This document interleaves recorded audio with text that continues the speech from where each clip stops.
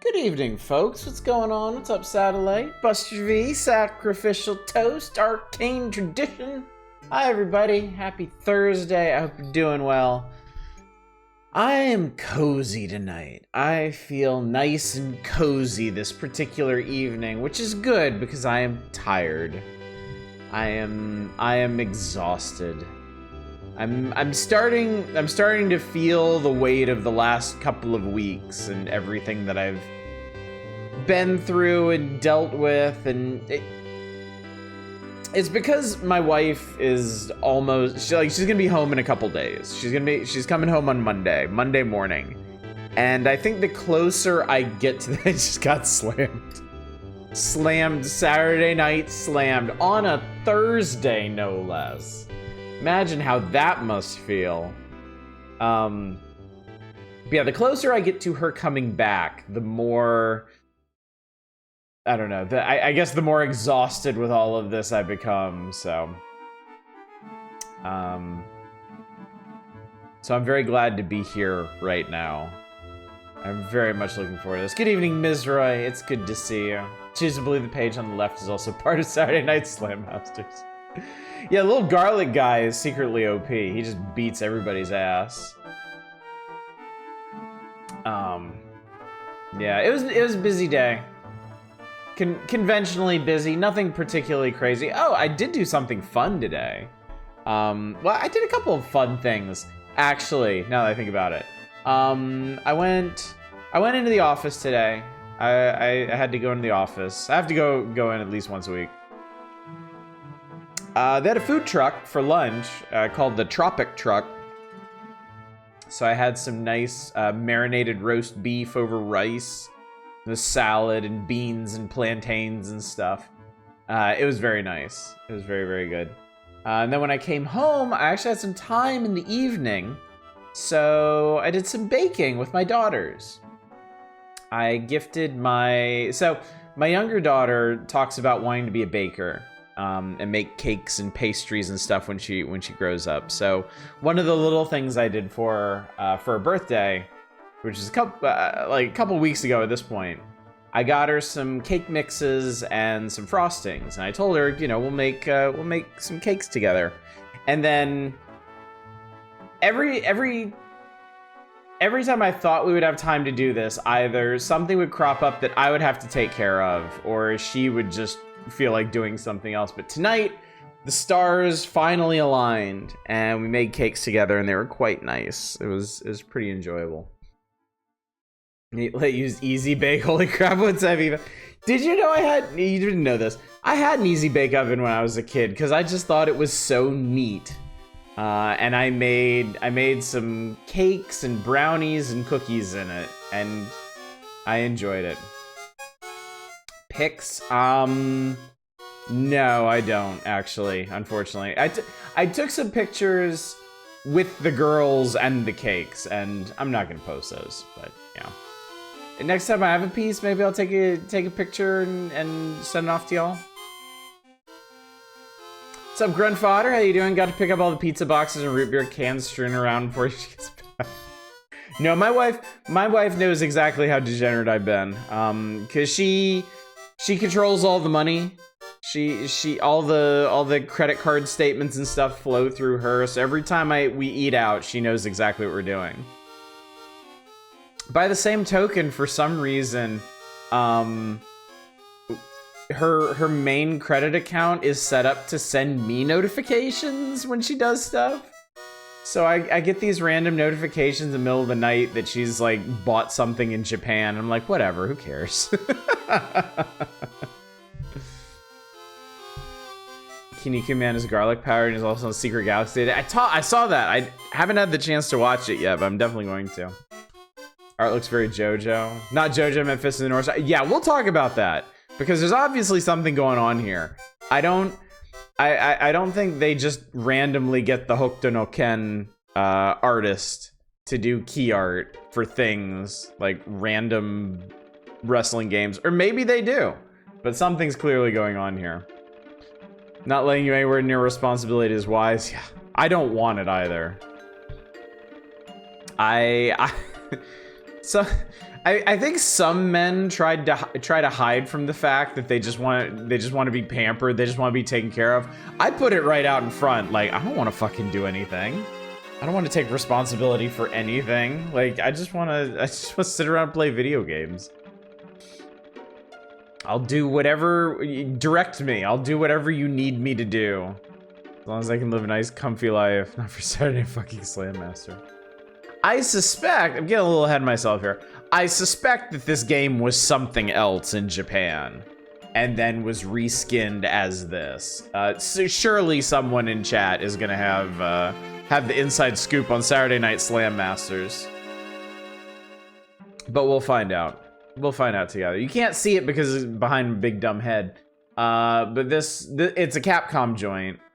And they did actually credit Tetsuo Hara with the illustration, so. Careful, that might summon shadows. This is what I'm hoping for, honestly. This Friday Night Slammasters in Japan. Actually, I guess it would be a day ahead. I feel like it'd be like Sunday Night Slammasters, because of, you know, time zones and everything. So Friday Night Flammasters, Thursday Night Glam Masters. I mean, some of these guys would definitely fit. So yeah, made cakes today. Had food truck food. Didn't get to play anything. It's paining me, chat. I really want to get back to I want to get back to Dice's Sphere program. I just haven't had the chance. And then somebody in chat was talking about this kind of like city builder production chain simulator called Before We Leave the other night, and that got, oh, it was you, Eva. That got back into my head, and now I've been thinking about how I want to play that again. Because I just got to like the space phase of it and just stopped. And I feel like that might be where it gets really cool. And also I was just looking up games today. And they made a sequel to it. Whose name just went straight out of my head. Where you build a little civilization on one of the space whales that you have to deal with in Before We Leave. So that looks cool, and I definitely want to get that at some point. But yeah, I need time. I'll have time this weekend, kind of, sort of. Girls have a lot of activities on Saturday, and then I'm gonna need to straighten everything up before my wife gets home. All the pizza boxes and whatnot, like you said. Yay, we're off a 5-star this evening. Lots of noise complaints and people pissing and moaning about nothing. Nice. Perfect. Good evening, Manic. Good to see you. Good evening, Dave Thulu. Good to see you as well. Game contains the hero final fight in the Mayor of Metro City, Mike Macho Hagar. Space Whale sounds like a RimWorld problem race. It kind of does, doesn't it? They're honestly kind of scary in Before We Leave, because they're like planet-sized. And they will take bites out of your planet. Which is kind of nuts.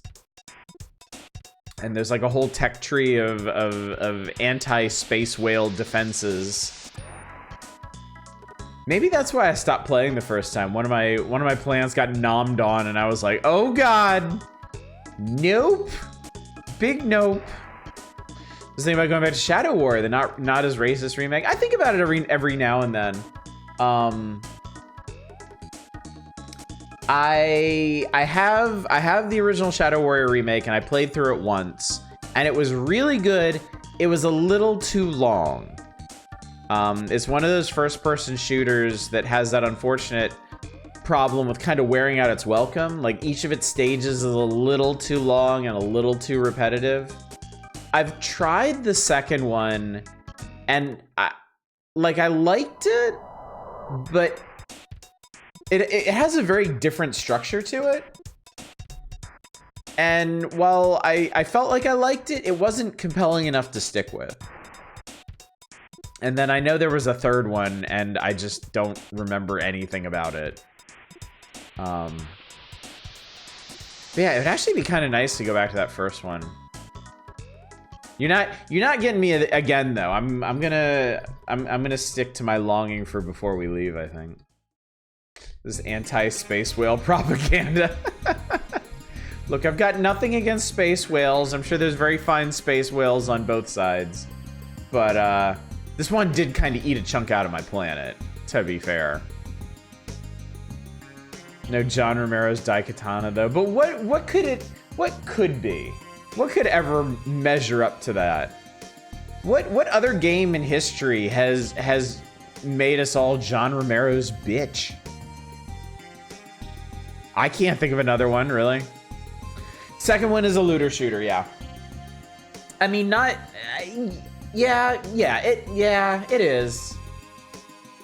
Not quite like not so Borderlands-y. I actually kind of remember... I kind of forgot how it's structured. And I remember the writing, and it just wasn't as good. The first one has like just really like shockingly good writing, and then the second one just it was kind of weird. Space Amoeba over Space Whale. Space Amoeba's gonna be really scary, to be fair. There's no Duke Nukem Forever. Daikatana 2. Good evening, Lord Crispin. Good to see you. Bring back weird, shitty game ads. Oh, God. That's kind of one of the things I miss most about not having my old, like, PC Gamer and EGM magazines. The just batshit crazy ads in them. Like, they were so edgy. They were so in your face. They were so... And some of them were, like, genuinely really cool. Like, some of them had some serious artistry to them, but most of them were just, like, bizarre bullshit, and I kind of loved them. You can get lucky if you find a pet amoeba who you can name Bubbles. True. That is true. Reminds me of the, oh, God, what are they called in Stellaris? There are space whales in Stellaris. The Tianki? Is that what they're called? And there's a random event you can get where you take in a, yeah, you take in a Tianki calf and you can name it. And it goes through its life cycle and actually be pretty big. Good evening, Deep Thought. Good evening, Chaos. You've appeared just at the right time to help me out there. I've been thinking about Stellaris lately, too. I've been thinking about a lot of things, chat. I think the whole democratic playthrough thing has got my brain churning through a lot of possibilities for things to stream in the coming weeks and months ahead. I've been thinking a lot. I mean, it's neat because since each night, I don't know if we're actually gonna be done with the game or not. I always kind of got to be on my toes, ready to go with something else. So I've got a whole host of like plan Bs just in my back pocket. I'm lurking for a bit, just finished eating my food in time for the mention of Stellaris. How'd the vote turn out for Space Chem? Much narrower than the first two nights, but we are gonna continue on Monday. So, yeah. That's cool. Constitution's monarchic playthroughs. What plot happened yesterday? Our boss's head exploded and we nuked a giant octopus. All in a day's work. The Electric's patience for puzzlers may be waning. I mean, Space Chem has to end at some point. It is the natural order. It is the way of things. It is simply that the audience gets to decide when it ends. You know? And, you know, if there are people out there that just have no interest in Space Chem and are tired of it, want to swoop in on Monday, drop a vote against and leave, I mean, that's the way the system is meant to work. You know, perhaps it will be time to move on. Or perhaps y'all love Space Chem so damn much that we're gonna get all the way through it. I can't say, because it's not up to me. Is our boss head exploding different from the time our boss got possessed and shot in the head? Yes. It is, actually. Different boss, different circumstances, different head exploding. This was the like Scanners style, like, yeah. This is bad. And then after that, we had to nuke an octopus. Like, that was just, the head explodey was just the lead up to nuking the octopus. Weird contrarian viewer shows up, votes to continue.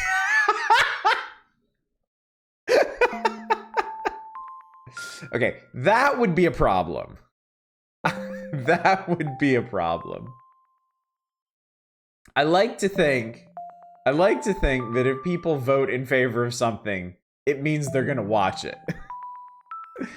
And this is one, I don't remember if I mentioned it on Monday when I was posing the whole democratic playthrough thing and going through the all the details, but that's definitely one thing I'm going to be looking at, is making sure that the votes are actually tracking with viewership as well, you know, because it concerns me a little bit.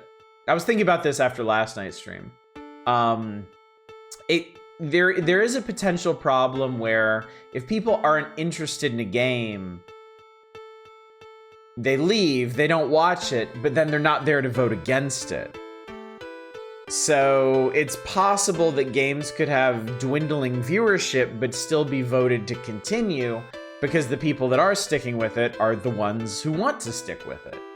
So that's something I'll have to keep an eye out for. Like, it is far, far too early to try and draw any conclusions or read any patterns from the data yet.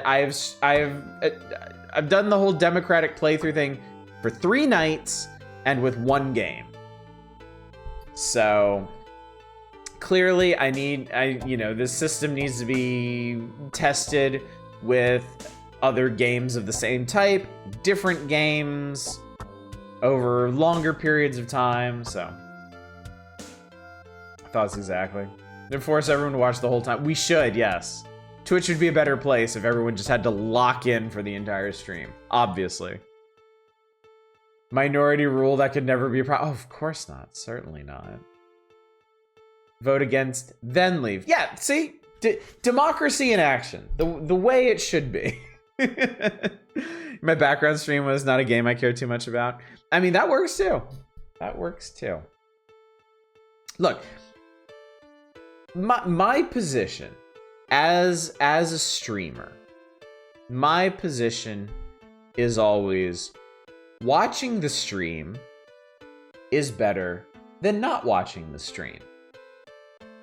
Hot take, perhaps, a little bit outside the box. I understand. But I can be radical in my thinking sometimes, and I'm not afraid to speak my mind when I am. I would like it if people watch my streams. I'm just gonna say it, chat. I'm just gonna say it. If people aren't watching the streams, I think it's in my best interest to make adjustments so that more people do watch the streams. And I'm hoping that these democratic playthroughs will be an asset to that. What's that game with little white guys walking around? What? The hell are you walking about? Good evening, around the board. Every night I don't see auto stream, I get sad. Aw, I appreciate that. Games being good mattered when I have a 75 stream streak. Good point. Good point. Are you saying that you want us to be here? I mean, let's not go crazy here. Let's not read too much into it. I would like, if I'm gonna be transmitting myself to the world, I should hope there are gonna be some people watching said transmission. Oh, you're talking about Spike McPhee. Oh, you're talking about the little garlic guys on the page right in front of us. Maybe in the background most of the time, but I do miss it on Sundays. Aw, well, I appreciate that. And yes, being the center of attention or being just background noise, both I'm totally fine with. I present y'all with a stream, with entertainment, with content, and you are more than welcome to consume it However you choose. I'm not one of these streamers that gets real precious when people are like, oh, I love watching your stream while I drift off to sleep, or oh, I love having you on as noise in the background. I love that. That's high praise as far as I'm concerned. My mass appeal, you have to have the MLG air horn on a hotkey saying stupid things like, let's go! Let's fucking go! Caucasian garlic guys, little garlic bulbs. That page is little white guys in up your level. I suppose it do. I suppose it do. Hang when I can in my window and a bunch of stuff I never get exposed to that I missed. I do enjoy being able to do that. I do enjoy being able to show people games that might not have played themselves, might have just passed by. It's always been one of my favorite things to do on the show. Why I like doing the Power Hours so much, you know? I'm acutely aware there's a lot of people out there in the audience and elsewhere didn't get Nintendo Power as kids, you know? And this is a huge foundational part of my childhood and becoming a gamer. Not the gross kind, not the capital G gamer, but like just, you know, a person who plays video games. It was important to me. It's still important to me. My whole collection of Nintendo Powers is right on the other side of this desk. And some days when I'm just kind of milling about, I'll just pick up a random issue and thumb through it and bring back, just wash myself in memories of years past, my halcyon childhood. So I'm very happy. I am very happy that I could share this with all y'all and show you, give you some idea of what it was like growing up with Nintendo Power and, you know, exploring a lot of games that I didn't get to play, because it's not like I bought or rented every game that came out. I've learned so much from doing the Power Hours, even though I had these magazines as a kid. Can you do a YouTube thumbnail fit? Are you kidding?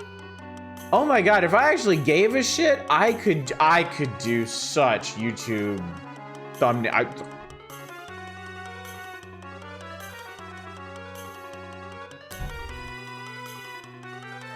Like I was made for this. Are you kidding? I clearly missed my calling here. And I'm just, even now, just choosing not to pick up the phone. I just remember the game where I had a 1 in 3,000 chance of random encounter. I need another 2 of them. Oh, Jesus.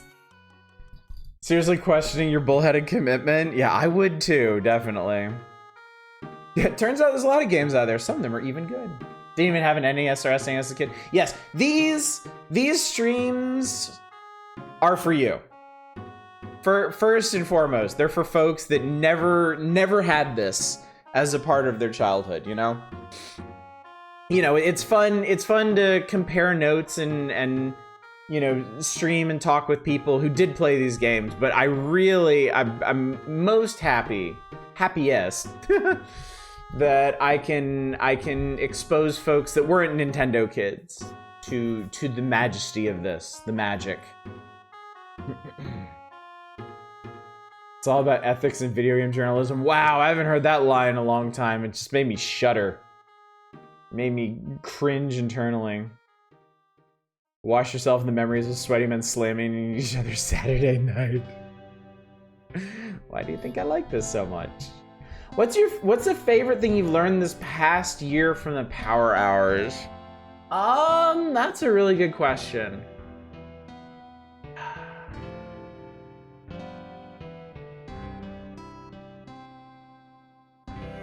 I would actually, you know what, let's take a peek real quick. Now that I'm thinking about it, hang on, we're gonna do a thing. I'm gonna shut down requests for a second. Since you've mentioned it, since you brought it up, where's there we go. Let's take a quick look at some of the issues we've been through already. I want to remind myself of some of the more interesting games we played. All right, this one was kind of whatever.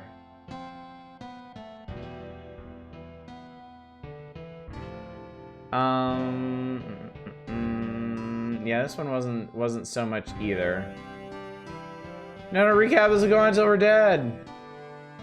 Okay, discovering that Wolfenstein 3D... Oh, I should move myself now that I think about it. Discovering that Wolfenstein 3D on Super Nintendo is actually a really good version of the game was a shock. That was really cool.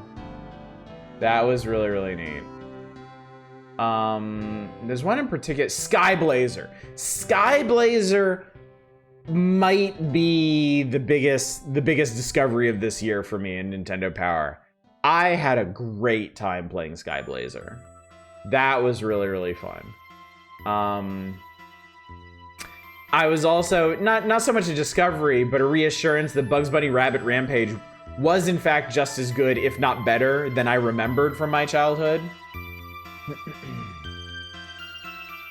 It has absolutely best face for YouTube thumbnails, you know, rubbery and flabby. So I'm doubling over because of the face on Slammasters, specifically the guy with the open mouth and peach round here on the left. And then let's go back just one. Excuse you. Oh God. We'll go back one more. Yeah, no real discoveries here. So yeah, I guess it'd be Skyblazer. I guess Skyblazer would be the big highlight so far. Anyway, we're back here. This is where we're meant to be. Back here, request back open. See, that wasn't, y'all panic about nothing, chat. That wasn't anything. That was a brief 2-3 minute turn through the last couple months of Nintendo Power. That's it. England making face called gurning. You're clearly skilled at gorming. Just want that face and meme or react. I don't know. It's like that guy. Good evening, Lodra High. Oh, it was fine. Everything was fine. For me, I think it was Metal Storm and Cybernator. Went and grabbed those ROMs literally at night and binged them. Those are really good games, yeah. Those are really, really good games. Metal Storm, I wish I'd had Metal Storm as a kid. I wish I'd had it as a kid so I would have played it when I had the patience to get good at it. Because it is a neat game. Slammasters so I don't get a noise complaint from laughing in the face. His eyes are drifting apart.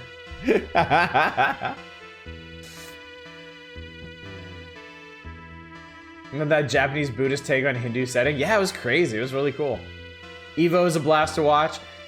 Well, Evo, I mean, I grew up with Evo. I rented Evo as a kid and was utterly fascinated with it. And then during the early used game period, I picked up a copy for myself. And yeah, I've played through it so many times at this point. Every time I hear Skyblazer, I think of Soul Blazer. Soul Blazer was neat. That was a while ago at this point, because Soul Blazer came out pretty close to the beginning of the NES era. But I remember our full playthrough of that, and that was pretty cool. That was a good time. What was that SNES game we found that was an RPG in Japanese that had a ton of place to explore? Are you thinking of Traverse? Traverse was the one that had like an absolutely insane scope to it, and I would love to return to someday, but it doesn't have a fan translation, so I'd have to do something. I would have to do something drastic, some kind of like live translation or.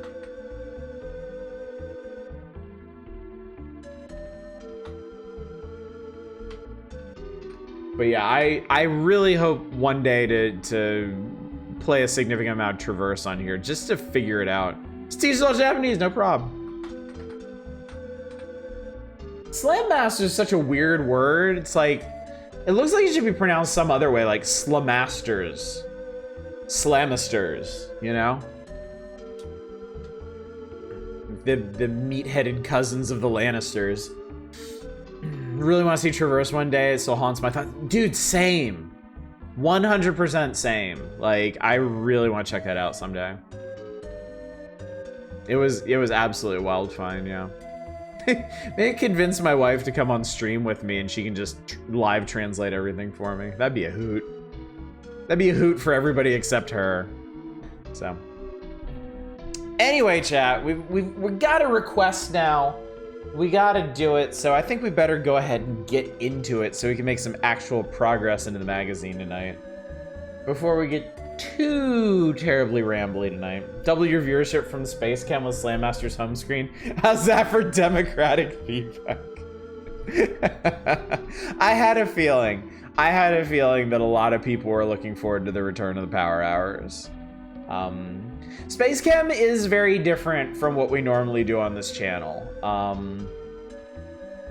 And yeah, as much as I'm enjoying it, I do understand that. I do understand it's a bit of a swerve and not what a fair number of people are looking for. The Slammasters send the regards. Slammasters, those who slammist. She wants her privacy, she can be a PNG tuber, waveform streamer. Oh, is waveform streamer something new? I don't think I'm familiar with that one. Anyway, let me give you a quick schedule reminder. Oh, I've actually decided what we're doing tomorrow night, so let's talk about that real quick. And then we'll get into the magazine proper. You are, of course, watching the Power Hours tonight. It's June 1994, volume 61. We are getting along through the Super Nintendo. We might get through the Super Nintendo game tonight and get on to the Game Boy stuff. That'd be nice. I just made that up, like Windows visualization. Yeah, that's what I was imagining. That'd be really cool. That'd be really, really cool. How is Space Cam different from talking on a static screen for 2 hours? Because instead of me rambling at chat, I'm rambling at like alchemical diagrams being like, why the fuck doesn't this work? What am I doing? Ah! Tomorrow night is gonna be a weird old wheel, chat. And it's going to be a real-time strategy wheel. We're gonna take another swerve and do something that we don't tend to do around here. Y'all have over the course of however long it's been, requested quite a few old RTSs, and I actually have access to almost all of them. So, wheel-time strategy. Oh my god, I have to write that down. Wheel-time strategy. Oh my god. That's what we're calling the stream tomorrow night.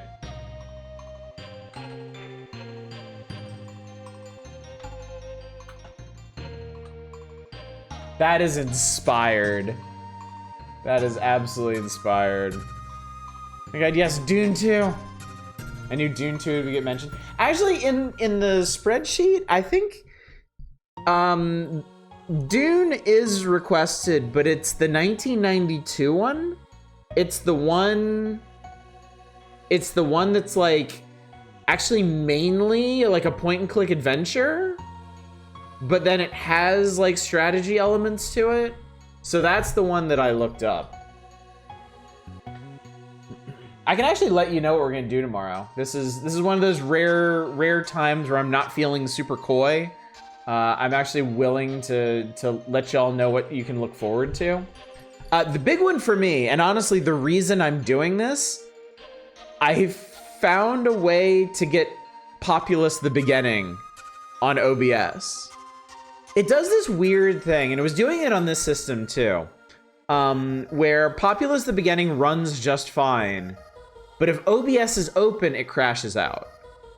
But I discovered it's a specific kind of capture. It will crash out if you try to game capture it, but if you window capture it, if you display capture it, that works fine. So yeah, Populous the Beginning, Dune 1992, Ogre Battle, the original one on Super NES, Uprising, Join or Die, Freedom Force, the comic book like squad-based strategy game, Atom Zombie Smasher, and then there was kind of like an open request for Creeper World, which I'll be honest, I never really thought much about, but then I watched a recent Ambiguous Amphibian video, actually a couple of them, about Creeper World games. So that got me interested in them, and then I saw them on here, and I was like, okay. So I don't actually own any of them, but there are demos for the recent ones, so I'm gonna throw a demo of, I think, Creeper World 4 on there. The only one I can't do And I did do the legwork for this. I can't do Myth the Fallen Lords. That game's abandonware, and I could not get the copy that I found running. So, unfortunately, we'll have to put that aside for another day.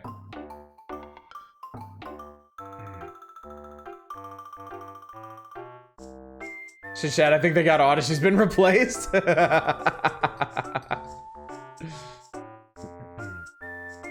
Menu Song Red Alert 2 lives in my head. Populous is a very obtuse game for you until I figured out a shipment called Land Leveler. Yeah. I've actually played a fair bit of Populous at the beginning, at least the demo of it. I really liked it when I was a kid, but then I never got the full thing until much later, so. Not a single war, StarCraft, legit. Want to buy Total Annihilation. You know, I never played Total Annihilation. I heard so much about it, but yeah. Played Adam Zombie Smasher, that's neat.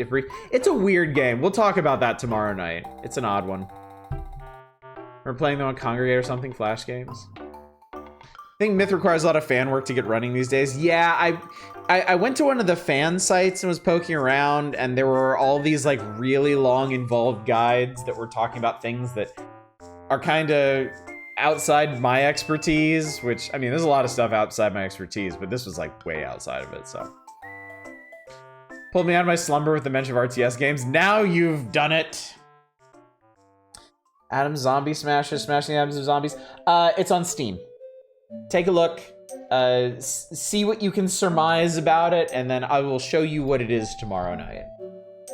But yeah. So tomorrow night, RTS Weird Old Wheel, or Wheel Time Strategy. God, I love that. Eva, that was priceless.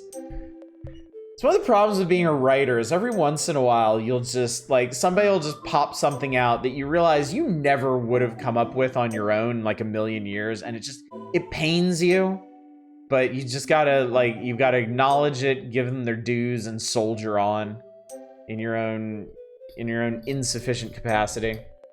We'll be back here to the Power Hours on Saturday, as is our way. I don't plan on preempting the Power Hours for anything coming up, though if games come up like Twisted Tales of Spike McFang, if games come up in the Power Hours that we do want to do full playthroughs those are going to stay to Thursdays and Saturdays, because we got other stuff to do on the other days.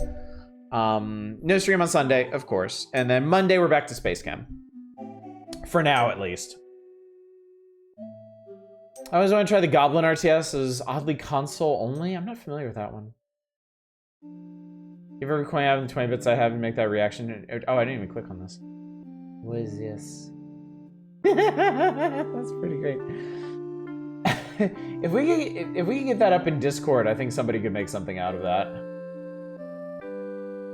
One of my weaknesses as a streamer is I have no talent for graphic design, so I don't make any of my own emotes or alerts or anything, so I need an adult for that. Take a PayPal order, thanks. Writing things down has helped me immensely, so my shower thoughts not lost to the ether. Oh, I know what you mean, yeah. So we're wrapping up. Good stream. Power Hours on Thanksgiving? Yes, definitely. Definitely. I have no reason not to stream on Thanksgiving. I'm not doing anything particularly special in the evening, so it'll be a regular one. You are Mario Paint Master, though. Why, thank you. Why, thank you. I appreciate that. Also, good evening, Fury Fighter. It's good to see you tonight. Hope you're doing well, though. I know you're kind of going through it right now, so good luck with that. We're all here for you if you need it. You know who else is here for you? In case you need it? Bunch of big, sweaty man mountains just ready to slam and possibly jam. Welcome to Saturday Night Slammasters, everybody. Saturday night's all right for fighting, they say. All you lazy living room wrestlers. Nintendo Power is calling y'all out, chat. Be aware, you have been placed on notice. Better get buffed out and psyched up for Capcom's Saturday Night Slammasters, a 24 megabyte masterpiece, chat. Nintendo Power is straight cutting a promo here. Features some of the meanest, most maniacal matchups in arcade game history. Each character has his own brand of wrist-wrangling, body-bending bams and slams for you to try. Time to bash some brains. Shouldn't this be delayed a couple days? Why is that? Why would I can't wait until Saturday just to slam. Every night can be slam night. Come now. So imagine this dialogue in Randy Savage's voice. I would do it if it wouldn't kill my throat. I could do the Randy Savage voice, but it is physically painful. I don't know how the fuck he ever did it. All right, introducing Capcom Wrestling. Okay, I don't actually give a shit about any of the mechanics. I just want to read these character names. This has been requested, yeah, don't worry.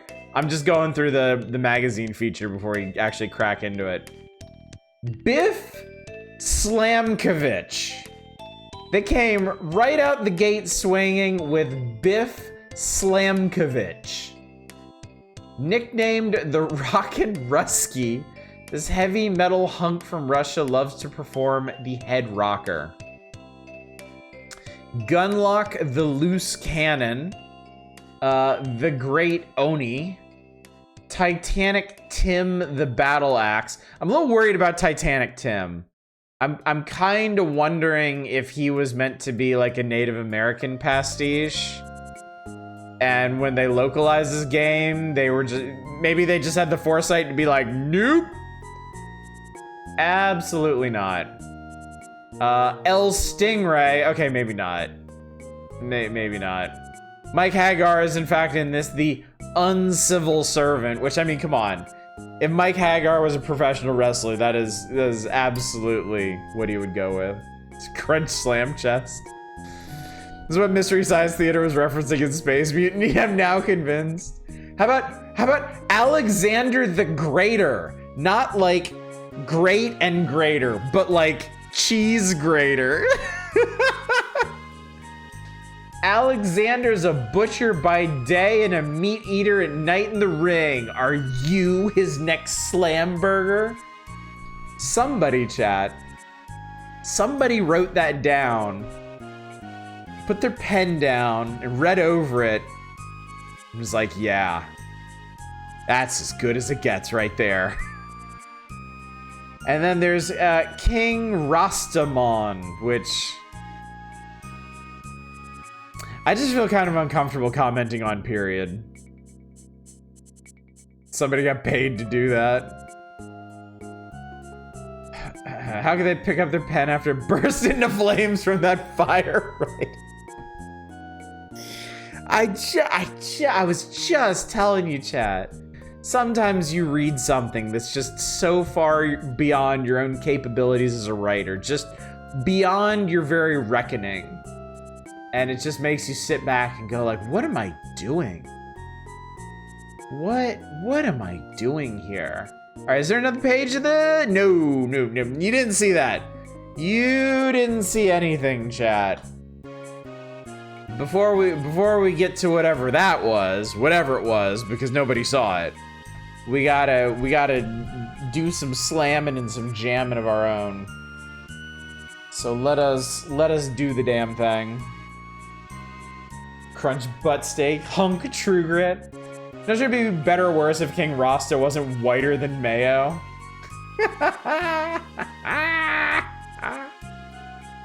Gristle McThornbody. All right. Also, if Saturday Night Slammasters was something else in Japan, and if it was localized strangely, please let me know.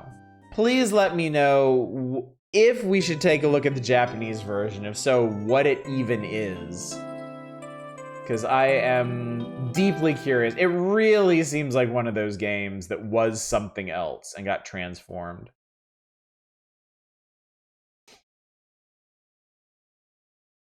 Now whatever the next game is, we have to play it. Anyone missed it, Twitch has this really neat clip function.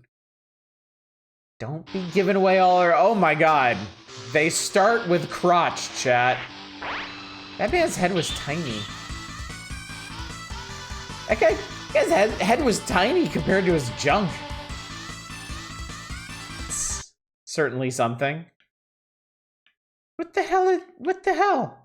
They got the little guys.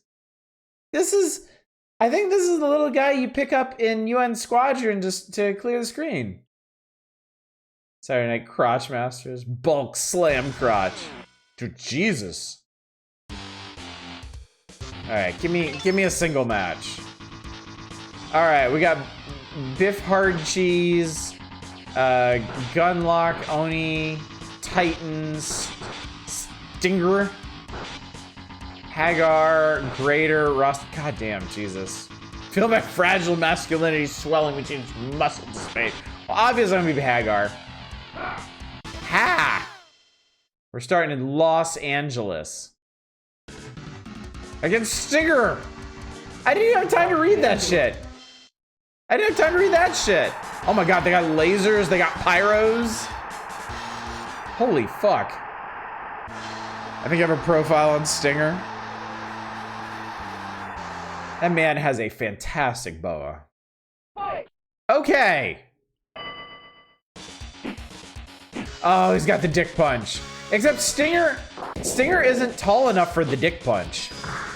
I don't know. How do you get back in the ring? Get back in the ring, you dumb motherfucker. I don't even know how you get back in the ring.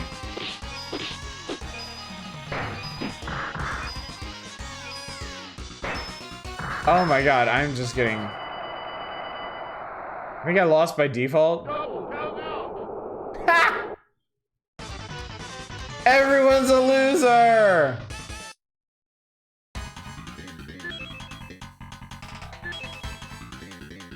This is a ridiculous continue screen. The good old days and seizure warnings weren't a thing. Is he just gonna have a heart attack and die in the lock? He is. Mike Hagar just had a coronary in the locker room. I can't believe Mike Hagar is fucking dead. Titanic Tim is an English wrestler, so I don't think it's meant to be any cultural implication there. Really? Interesting. Ha! Ha! Okay. Well, I don't know how to get back in the ring. Oh, Lord. So I need to make sure... I don't get yeeted out of the ring this time. He comes to the ring with a monkey! Chat, I'm concerned. I have many concerns.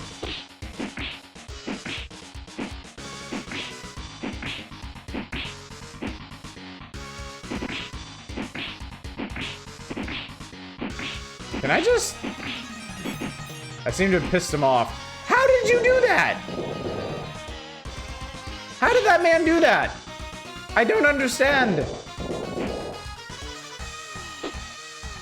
How is he just grabbing me? How can he just grab me whenever the fuck he wants? How come I can't grab him? Ow, fuck.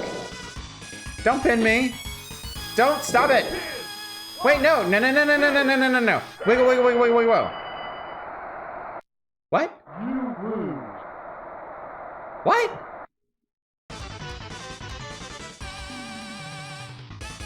What?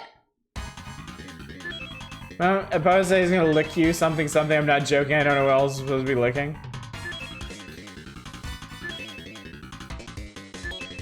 I remember my favorite wrestling matches are repeated front kick until dead. I'm sorry, it's so funny watching him just keel over dead in the locker room.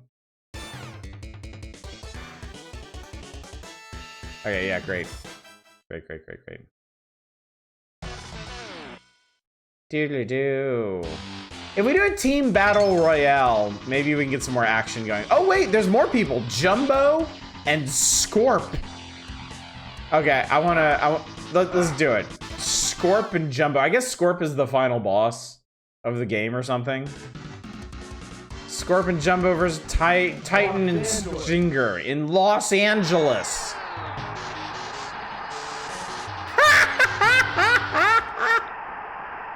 I need that hat, chat. Also, Titan is like 11 feet tall. No, seriously. No, seriously. This guy is like, oh my Lord have mercy. How in the fuck do you jump that high? Okay, this guy is definitely final boss. Like, his moves are just stupid. He jumps insanely high. He has a ridiculous hitbox. He can do anything he wants. The shortest character is 7 feet tall. No, seriously, like Titan is absolutely like Hokuto no Ken proportions. Like, some people in Fist of the North Star are just like 15 feet tall. They are just living giants. Wow, he just punted that dude.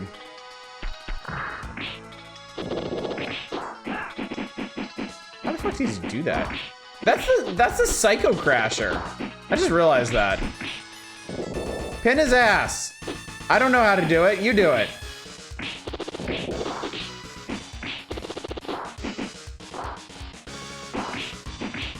Man, just kill his ass, okay? Yeah, that's it. Oh, Lord. I don't know how to pin. There we go. I think I pinned his neck. You win.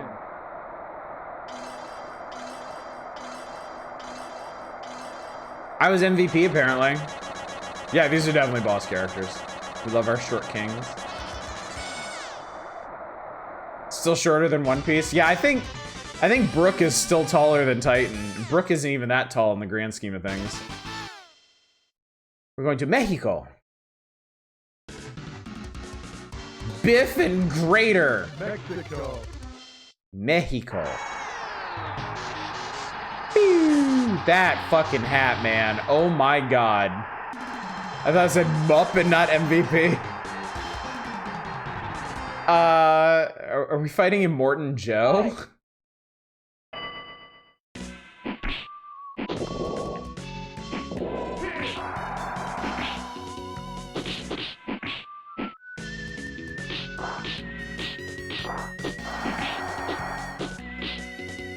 Scorp is so silly. Like, I can't believe he can jump like this. It's insane.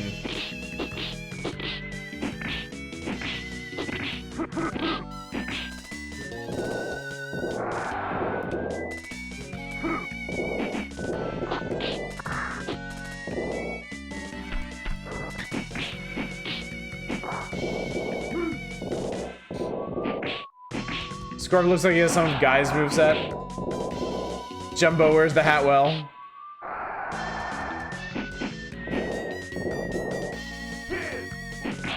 Yeah, look at the way Scorp pins people.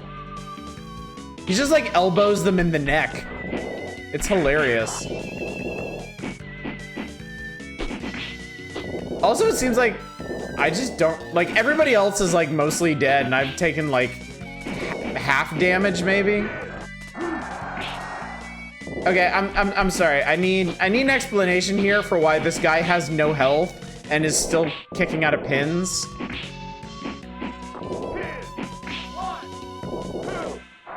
Like, what the fuck? Okay, now we all have no life, but like, I really don't get that.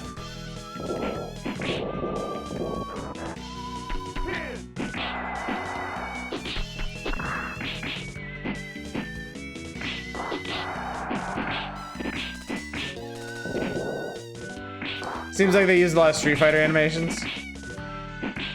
Get up, buddy boy.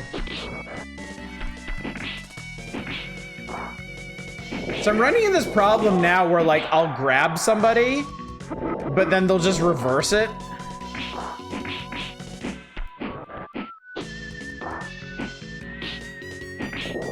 And I mean, now I just can't not get grabbed. I thought you were Jumbo this whole time. Jumbo apparently just gave up on life, and so did I. So, like, I have no idea why any of that happened. I was leading on life the whole time, but, like, every time I pinned somebody with no life, they just kicked out of it. So, we're gonna watch Scorp die in the locker room and move on.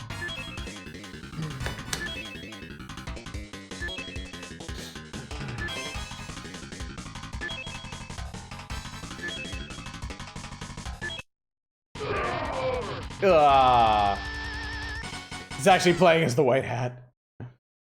All right, well, we tried to master slamming, but there is apparently more nuance to it than I ever thought possible. Or it just sucks. Either way, really. Nintendo Power seemed really quite enamored with this game, though. Yeah, it's a masterpiece, apparently. Well, I mean, you could have fooled me. Can't believe Scorp is fucking dead. The ball effects, I mean, if you're gonna have a game called Saturday Night Slammasters, you need those top shelf ball effects, because everybody's gonna be focused on those balls. They're gonna be like, God damn, if I'm gonna be slamming and jamming, it's all gonna come down to the balls. Because what else do you use? I mean, it's that. It's there. It's. Anyway, let's move on with our lives, chat. To Fatal Fury 2.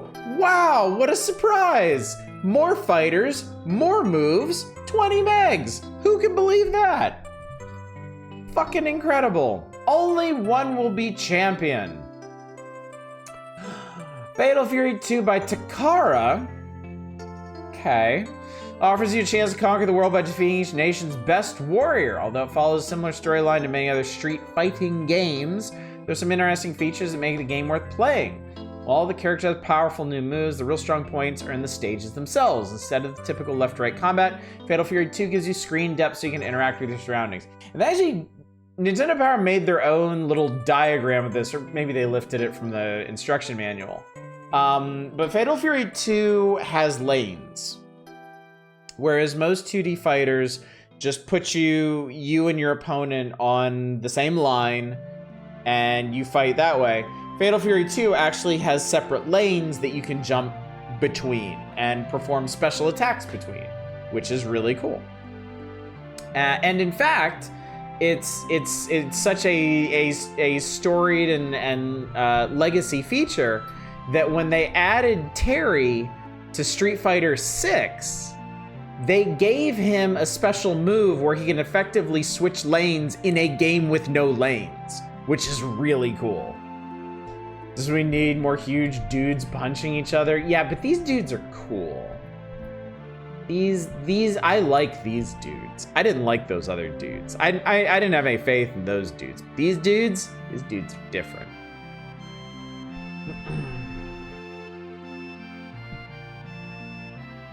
Do you think the market was really tracking content by the meg back then? I think Nintendo Power was desperate to make their games sound cooler and more impressive on any possible level, even if it made no sense to the consumer. And specifically, if it was something that they could claim that Sega didn't.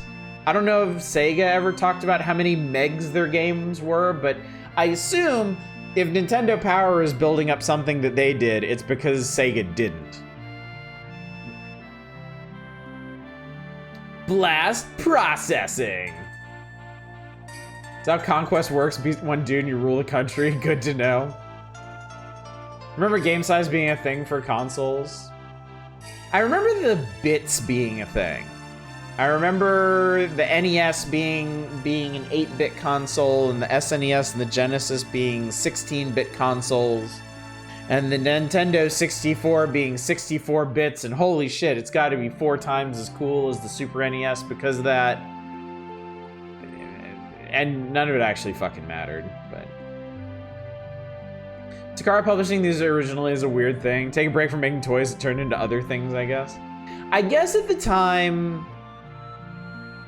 I mean, SNK has always had like a rocky corporate history. I mean, they died for a while and were resurrected.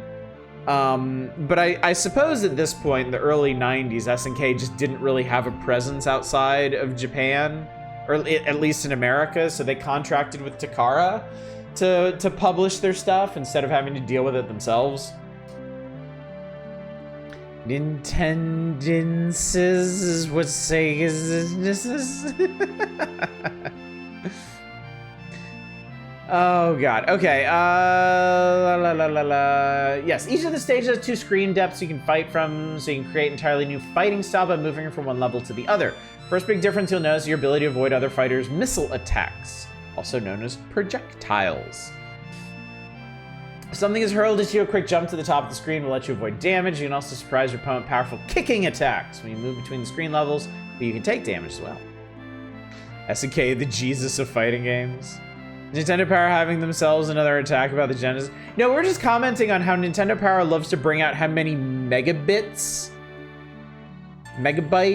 their games are, how Fatal Fury 2 is a 20 meg game, and it's like, who gives a fuck? And I was assuming that they're calling it out because Sega either doesn't, or like Sega games are capped at a lower number of megabits or something. Not that any of this makes any fucking difference. They might not have died if their console didn't cost $15,000. The Neo Geo was kind of insane. It's true. I mean, I like...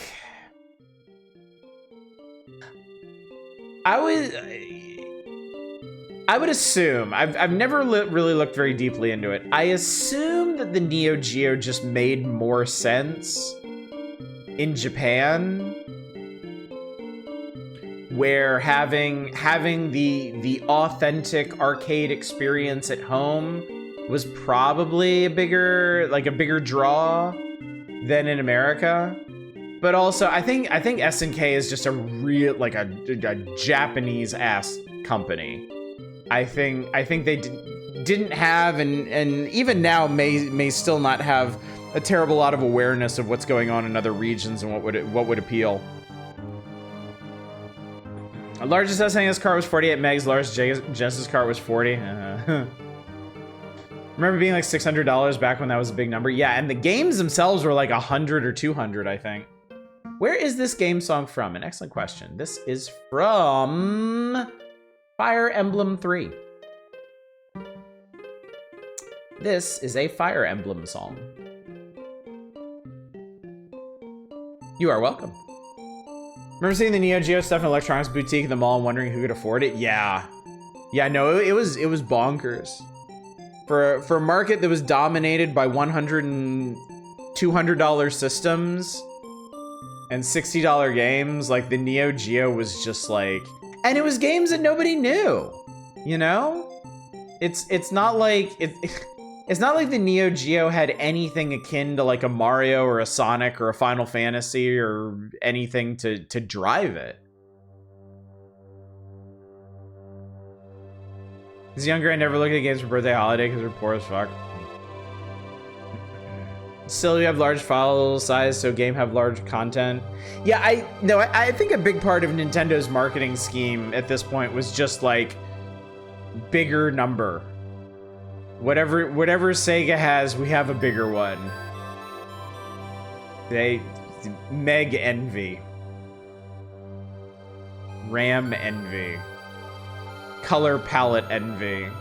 It's dumb bullshit. It always has been. Console war bullshit has always been like just the dumbest thing. I mean, it was the dumbest thing in gaming until gamers got really dumb. But yeah, it's never none of that shit has ever mattered.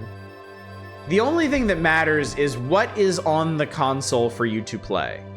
Are there enough games on the console that you want to play to justify the cost of the console? If so, get the console. And shut the fuck up. That was weird. Why'd this music cut out?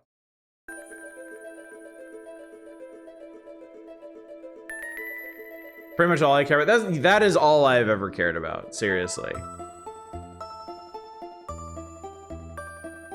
Industry-wide marketing approach was bigger number. I mean, like, arguably, it never ended, really. Like, that still seems to be a big driver in like, promoting consoles, like the amount of processors, the amount of RAM, the storage size, all that. It certainly drives, like, PC hardware sales, you know? Clock speeds and RAM and everything.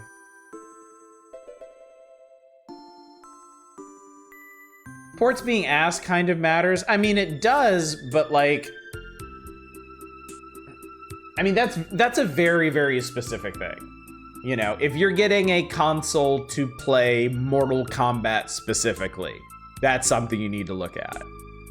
But like, if I'm a kid in the 90s and I'm like, I want to play Zelda and Final Fantasy, I mean, why the fuck am I even going to look at a Genesis? I just don't need to. There's no point. Doesn't mean the Genesis is a bad system. It means it doesn't have the things I want to play. Period.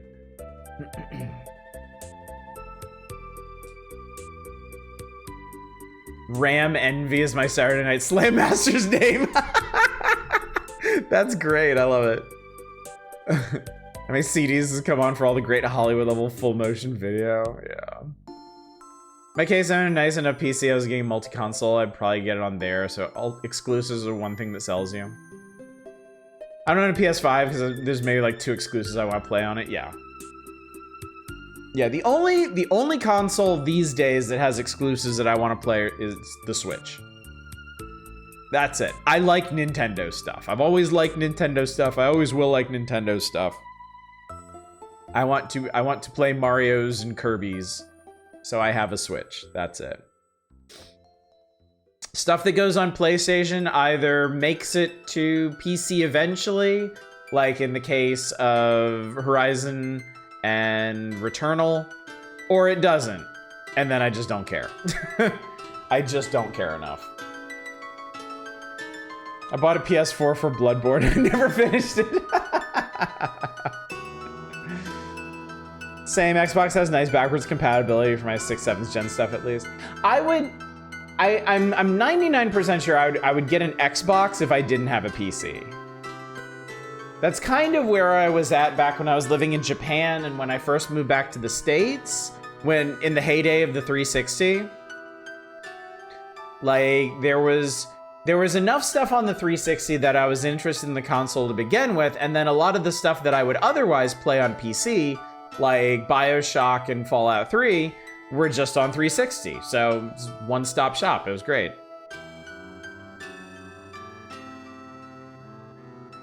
Wonder when or if Sony will finally get their heads out of their asses and release Bloodborne on PC. I mean, at this point, there has to be some kind of story there, doesn't there? There has to be something going on that's preventing it. I just can't imagine any other reason. Like, somebody just flushed the source code down the toilet or something.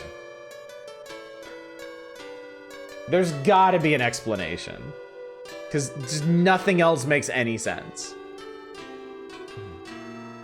Might not get the Switch 2. I only like Pokemon Metroid and like the last 3 Pokemon games. Dread was brutally difficult. I heard it was really hard. So perpetually not that impressed by Sony's big push into cinematic prestige stuff. I mean, yeah, but that's you. That's a very Shadows position. Can't say that comes across as any kind of surprise. Do you like Zelda? Didn't like Breath of the Wild's gameplay loop. It is very different from previous Zeldas.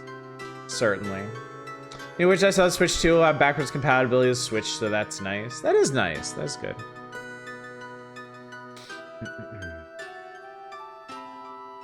Explanation for what? Explanation for what? Oh crap. Sorry, I've just kind of been flowing with the conversation here. I missed that specific bit. Or I forgot that specific bit. Almost 900 games on Steam, and all I really play now is Factorio and games like Stardew Valley. Yep, I feel that too. Why would I get another console or something?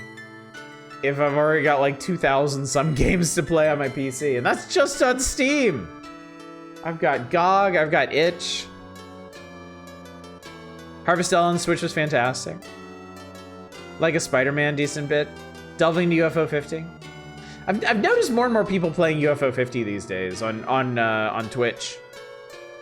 Well, I mean, we raided into Dama last night and they were playing UFO 50, so kind of makes me want to go back to it, but not enough to get me away from factory management and stuff.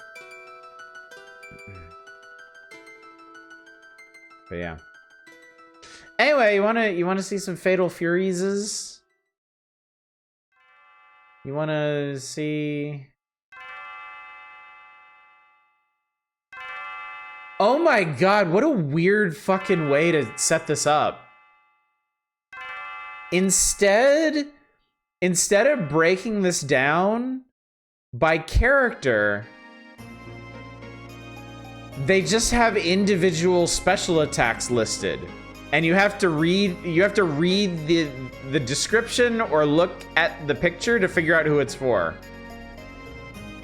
Why the fuck do I recognize a fucking bell sound effect from Chrono Trigger? Well, I mean, it is Lean's bell. It's pretty important.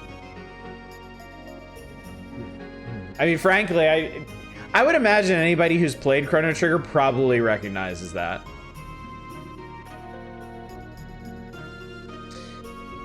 Okay, so we got Terry, we got Andy, we got Cheng, Joe, Kim. What else we got? Jubei, Big Bear, and Mai. And then 4 bosses: Billy Kane, Axel Hawk, B. Lawrence, and Krauser. That's right, this is the game that Krauser's from. Let's do it, chat. Let's fatal some Furies.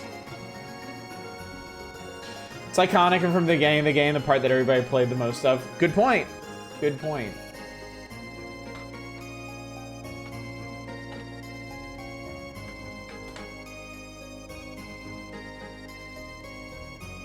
At some point I need to get around to Tears of the Kingdom because I remembered loving Breath of the Wild. At some point I need to get around to Breath of the Wild because I bought it and played it for like 4 hours and then never went back to it. Funny how that happens. I think part of that, though, was having to compete with my daughters for time on the Switch. And that didn't make it easy to work my way through a game as big as Breath of the Wild. Also, they liked watching me play games, too. And Breath of the Wild made my older daughter motion sick. So... But now, they really don't spend much time on their Switches at all, so... it wouldn't be a problem. Okay, anyway. Let's slam some other jams, shall we? Weapon durability is a bitch in Breath of the Wild, and I just can't. I didn't mind it too much for the time I was playing it.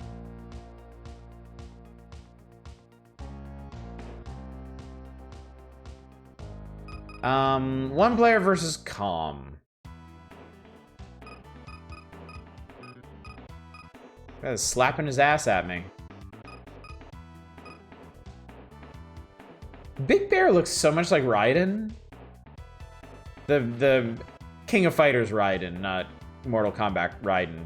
Not Metal Gear Raiden. Let's be Terry. I think I could play Terry. Soul Reaver Remastered, I'm still sitting here going Need for Speed Underground 1 and 2 Remastered next, please. Yeah, those were big games, weren't they? I had some friends that were super into them. The first stage! Okay. Po Wave! Oh, those are some excellent hit sounds. How do I... Oh, hey! That's neat. Po Wave! Can I... There we go. Burning! Oh! Oh! Oh!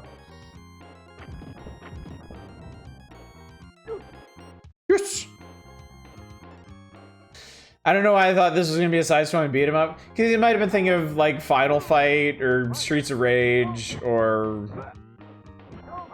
just a million other games. Oh god. I mean, Fatal, Final.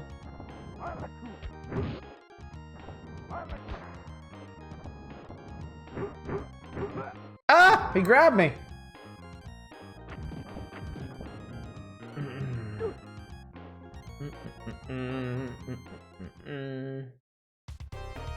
I always get my fighting sense back. Well, good for you. Yes, I will continue. Alright, let me do another one with Terry. Apparently we're fighting Andy in Italy for some reason. Fatal Final Fury fight. Round 1, fight. Actually, that looks like Terry in the background with that cart. Ah, jumped onto it.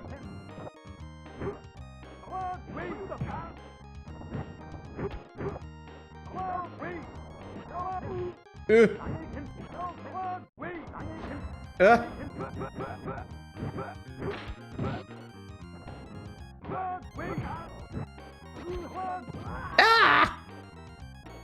Does this have all the multi-lane stuff yet? Yeah, we just spent like 10 minutes talking about that.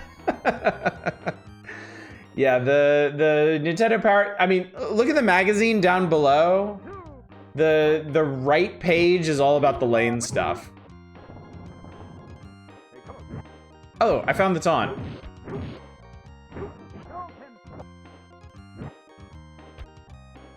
There we go. Haha.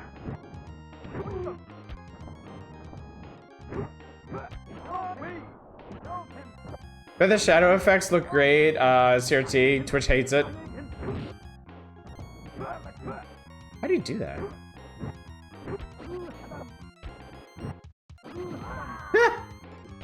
Terrible showing. You will never get me to feel bad about performance in an SNK game. Ever. SNK games do whatever the fuck they want.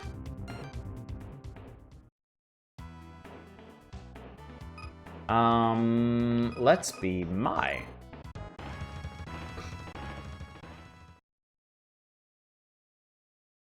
SNK games are famous for like input reading and like frame perfect responses to things that you do.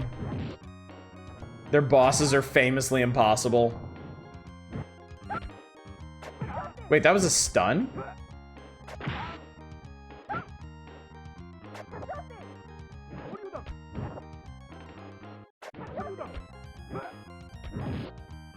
Does she have? Oh, she does. Okay.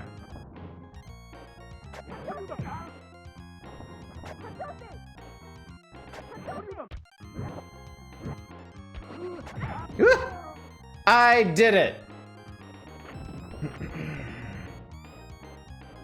Pre-Uber Jiggle My, I'm here for it. She's gonna be in the new Garo game. And they actually redesigned her. They actually gave her a new outfit. Never thought I'd see the day.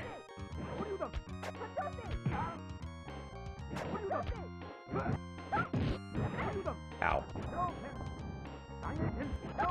Ah, fuck. You tried Metal Slug Tactics now you think about it? I had totally forgotten about that game. I shouldn't have, because they had like they had a demo for it not too long ago. But yeah, I've been waiting for that game so long. And then I think when it did get its demo, I heard that it wasn't very good. I meant to try it myself and I just didn't. Ha! Take that. No, don't throw me.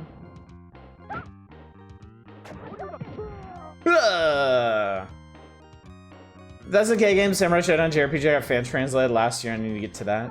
I didn't even know there was a Samurai Showdown JRPG.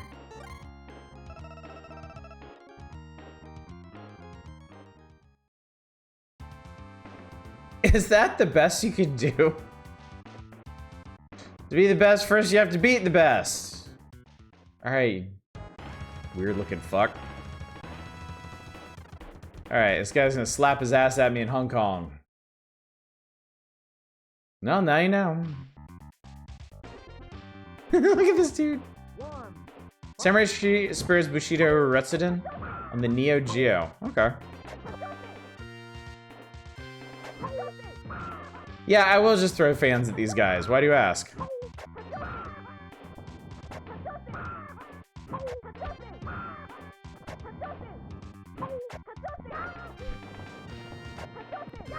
Zero compunctions about this. Absolutely none.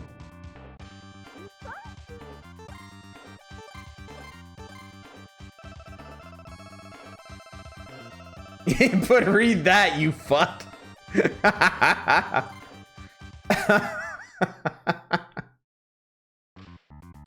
I mean, we shouldn't taunt the AI. It can input read that if it wants.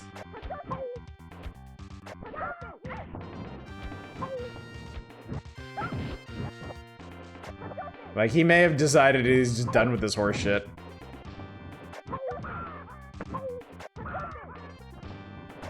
Maya's so much more conservatively dressed. Like, it's kind of funny, honestly. Like, I feel like video games started with, like, normal representations of women, and then just got more and more degenerate through the 90s and into the 2000s. And then tried to circle back after enough people were like, guys, really, come on. But of course, now we've got the horrible, idiotic backlash to that, too. Alright, so mirror match. So expect her to do exactly what I've been doing to me. My outfit too reminds me of the progression of Dead or Alive outfits, going slowly hornier and hornier until you reach peak horny extreme beach volleyball.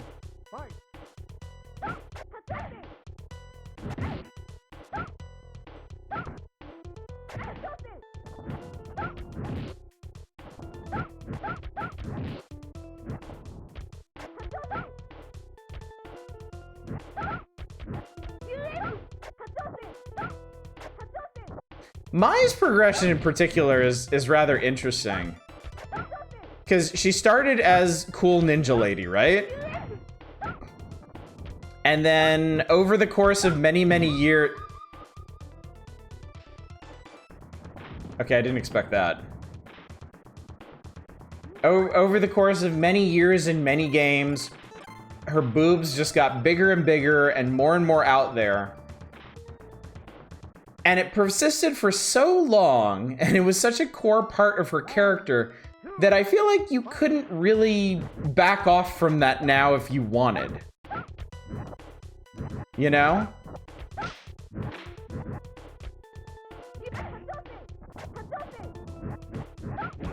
Like, would it really even be Maya at this point if she didn't have huge boobs?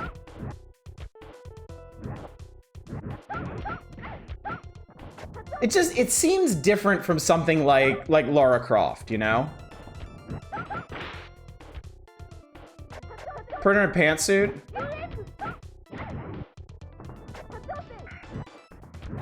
I mean, they put her in a really cool, like, I guess sort of biker getup for the new Mark of the Wolves game. I mean, she looks fantastic. She looks absolutely fantastic in the new game, but, you know.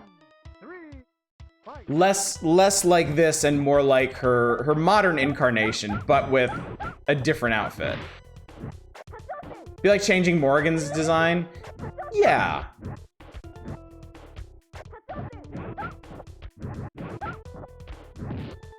Wish I knew how to do that. Oh, I know how to do that.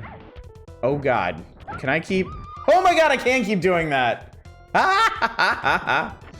We have a fighting game where a male character's balls that keep getting more and more pronounced with every entry.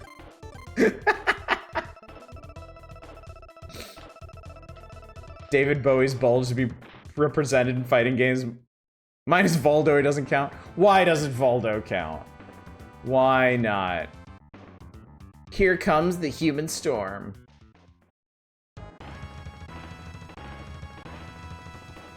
Good old Joe. Tanuki Hero. Oh my god.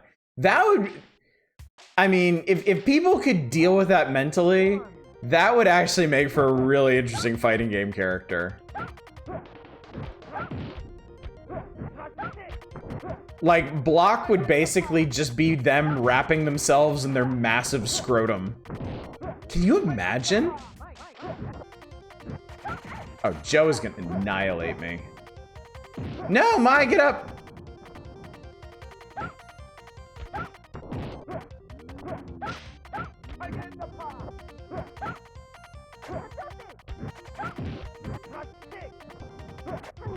Ugh, okay.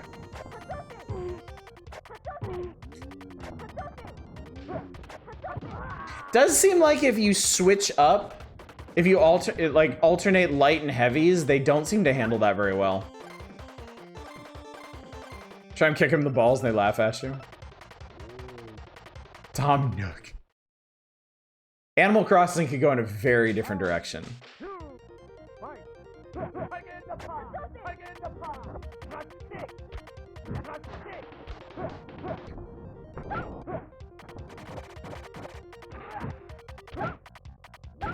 Oh, just the zoning master. I mean, it's the only way I could ever get through Street Fighter 2 back in the day. Yeah, he's gonna kick my ass though. She dropped her fan.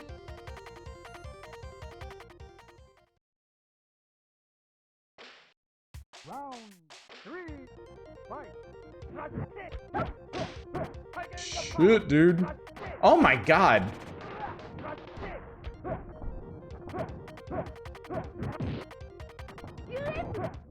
No, that's the wrong one. Fuck. No, I want... Fuck, I want the other one. What was that on? Fuck. Bit my tongue at dinner has finally started bothering me. Oh, I hate that, don't you? My younger daughter bit the inside of her cheek like 2 days ago and is still bothering her. Favorite this character is knocked out animation Slayer from Guilty Gear, just looking bored as fuck. Yes, I will continue. I've been very successful with Mai so far, so I'm gonna keep going. Yep, that's what I keep telling her, because she's like, she gets frustrated that she keeps biting it over and over, and I'm like, once you bite it the first time, it gets bigger, which makes it easier for you to bite it again and again.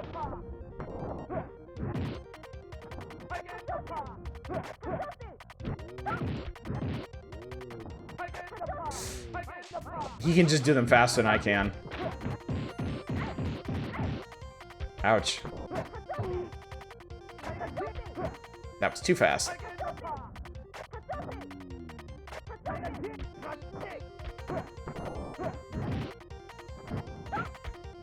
Shit.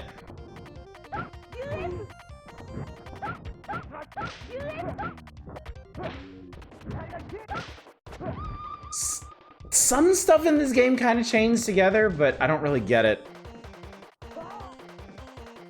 I'm bad at old fighting games because I came up on fighting games in the late 90s where combos were such a huge part of it, and like there was like logical progressions between things. So yeah, I've never been good at the old like Street Fighter 2 era of games.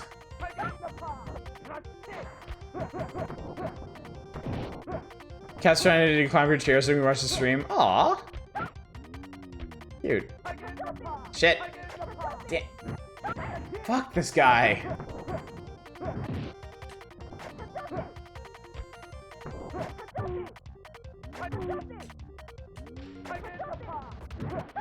Fuck. No! Oh my god! Being Killer Instinct on the highest difficulty with Jago? Nice. Killer Instinct was always like flabbergasting to me, watching it in the arcade. That was my thing. Back in the 90s, I would always go to the video arcade, and I would play like pinball machines and beat 'em ups and stuff. And then when I ran out of money, I would go over to the fighting game machines and I'd watch the high schoolers play. I didn't want to play myself, but I watched them and it was like fascinating stuff. And I remember when Killer Instinct was big, I remember watching that and it was just fucking bonkers what people were doing. Like 90 hit combos and stuff. Little orbs under Jera flashing, no point. Kind of a giveaway there.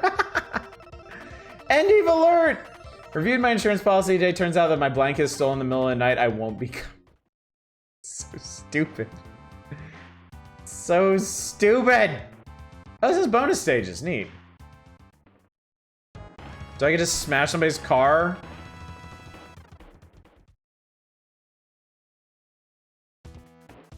Aw, it's just a pillar. No, sweetie. Aha! Okay. Oh, it's in the... Shit, how do I get back there? That's it. That's how you get back there.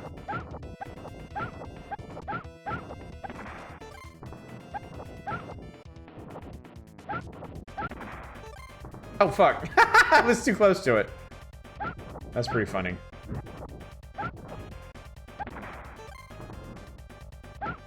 It's the... There it is.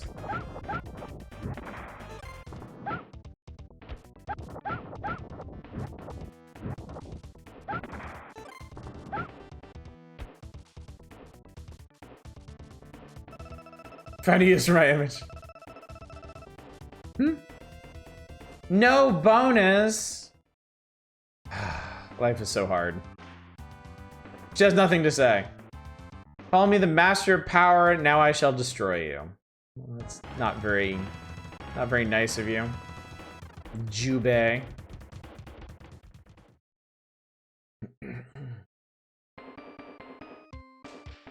Oh, I think this is one of those cool ass stages where you can smash through the screens. Yep.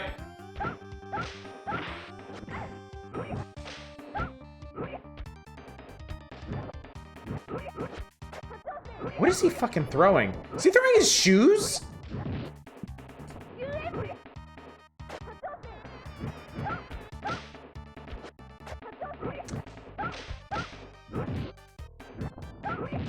Damn it.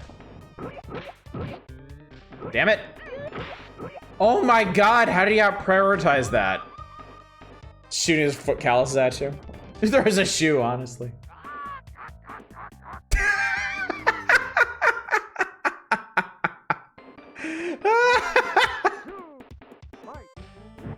I can't be mad about that. This guy's hilarious. No! Oh my god. He's throwing giant senbei. He's throwing giant rice crackers. Like rice crackers the size of pizzas.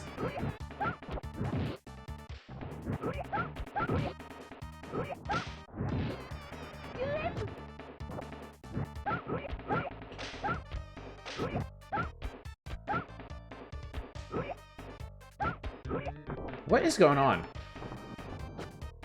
Ow, fucker! Damn it.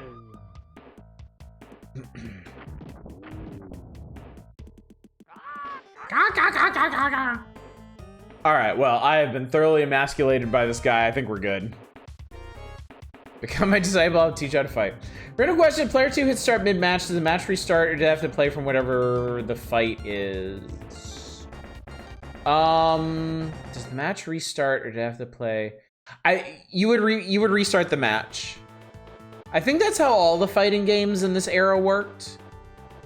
So like if I was a couple rounds into that, like if we were like 1 for 1 in that Jubei fight and then somebody else jumped in and then I beat them, when I came back I'd have to redo the whole thing. I think all fighting games from the era worked that way. I know that was the case for Mortal Kombat because I watched a lot of Mortal Kombat in the arcades. All right. This has been Fatal Fury 2. Now, we go from punching people to bombing the shit out of them. A.S.P. Air Strike Patrol, a war of many endings. Sounds kind of grim, in a way. As the sun rises over the harsh desert sands, the rumble of military vehicles disturbs the silence.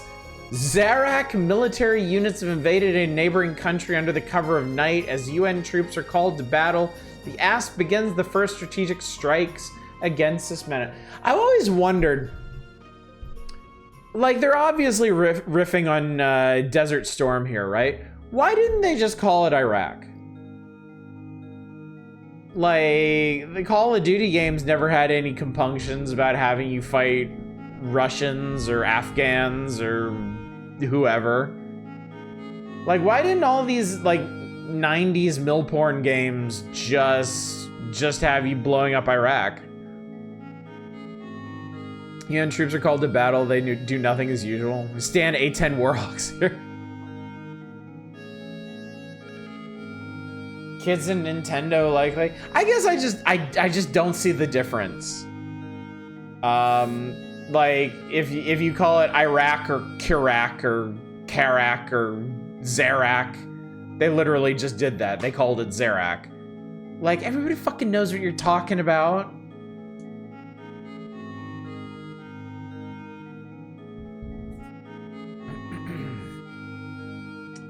Anyway, this looks like...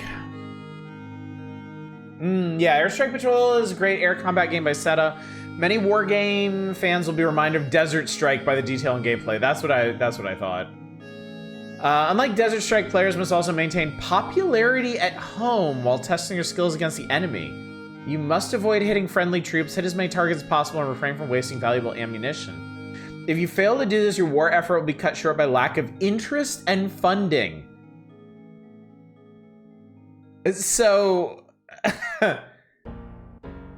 so this is a mil sim where you have to manage popular support for the war. You have to maintain interest in... That's kind of...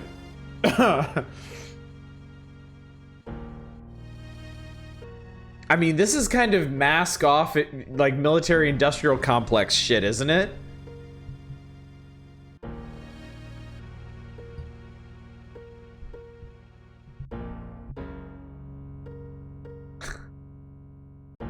I can't get over that. Bit of a sad reality with warfare as we're seeing about Ukraine. I mean, it's not...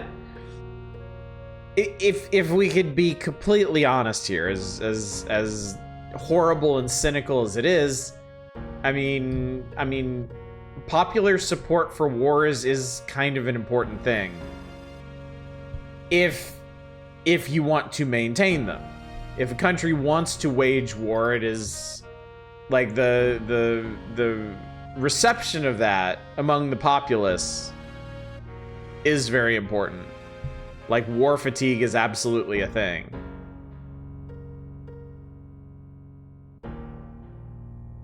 So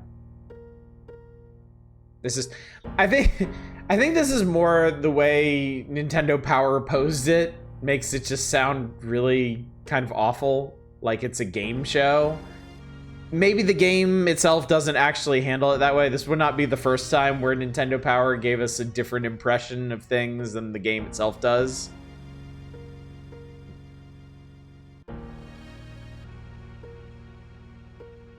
Sure matter when America was getting ready to join the Nazis in World War II.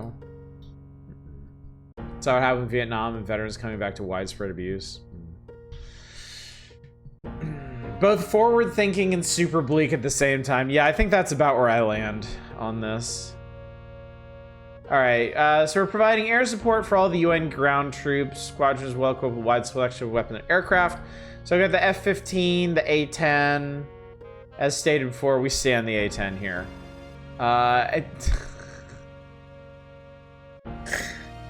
It's Operation Desert Corrado.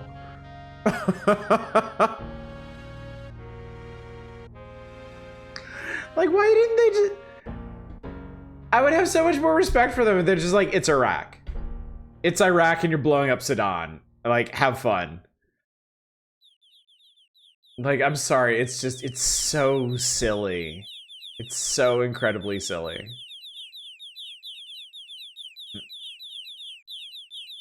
You mean we didn't like fascists? I miss those days. Yeah, unfortunately, it has always been conditional. Corrado is a new word for me, Google. I mean, we're destroying Scud launchers, for Christ's sake. Who else used Scuds in the 90s? All right, let's just do this thing.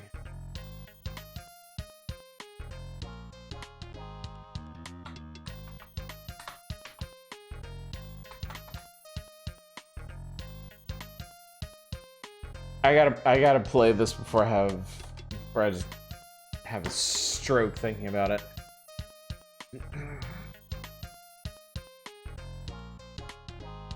It's right here, 4th game on my list. 4th game in my vast archive. It actually comes right after 7th Saga, in fact. It is because the name is A period. It's sorted ahead of everything else, but after the 3 games that start with numbers. Fun fact, chat. Corrado is a fucking car.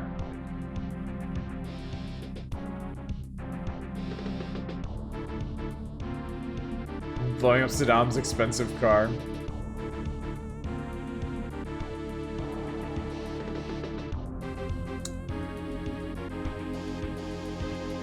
That's honestly a pretty cool intro sequence.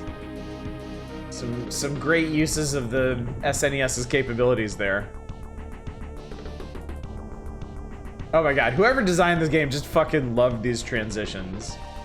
Let's see. Okay, L and R, your throttle. X is afterburner, A is flare, B is missile, Y is gun. Sure. Fuck, dude, I actually like the sight of tracer rounds going up in the sky.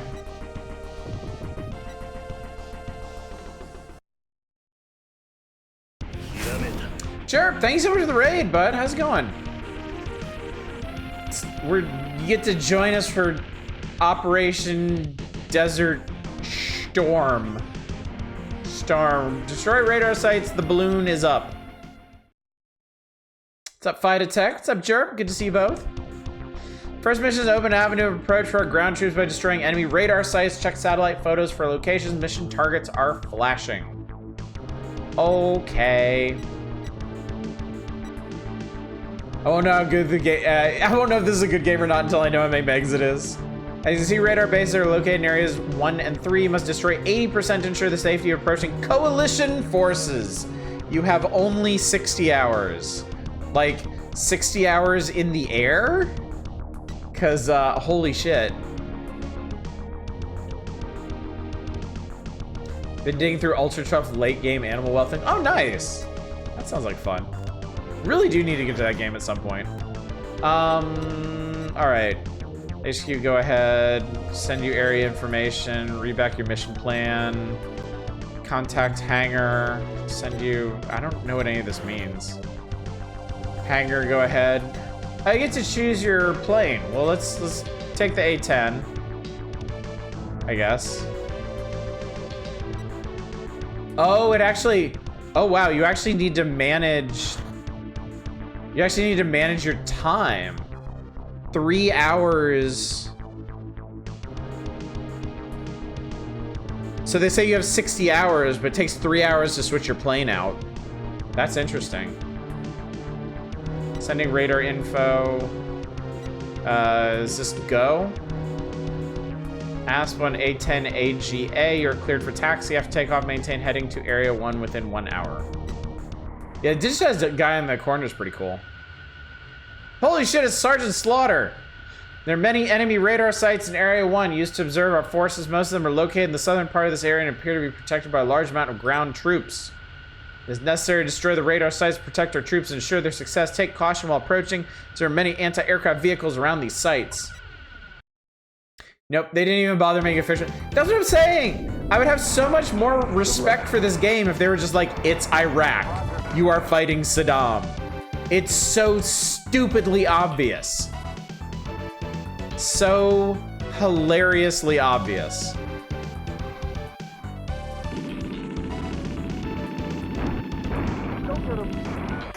Okay, so, important note right from the get-go. This is like if Desert Strike controlled like complete ass. Just total trash.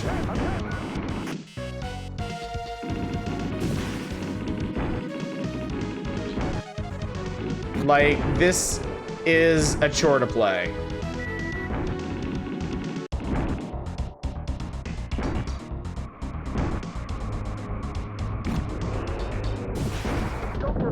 I mean, that's a pretty cool animation, to be fair. Bombing some shits. You know what the problem is? The controls are this weird combination of relative and that's a lot of targets, holy shit. They're this weird combination of relative and absolute. Like, if I push up, the plane will turn up, but then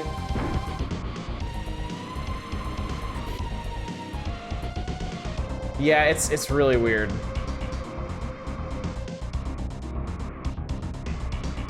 Why does it control like Tomb Raider Angel of Darkness?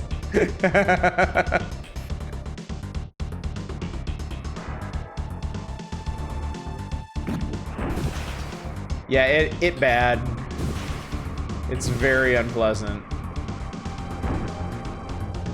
And yeah, I was wondering how you were gonna do a Desert Strike game with an airplane, and the answer is badly. The answer is basically exactly the way I thought they were going to, and it sucks just as much.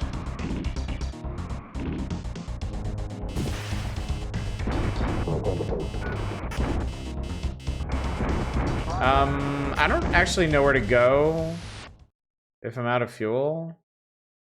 I'm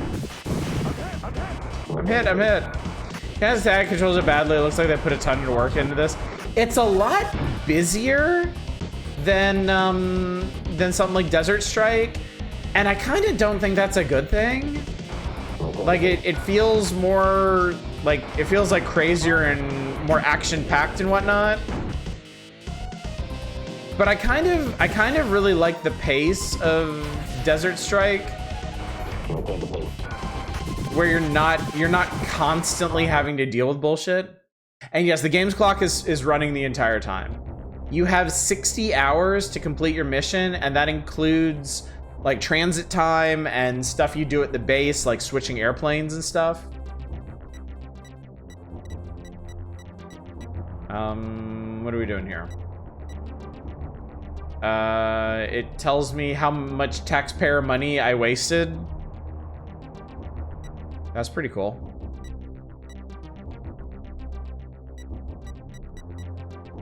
Damage points, attack points. Yeah, running out of fuel makes you explode on the spot.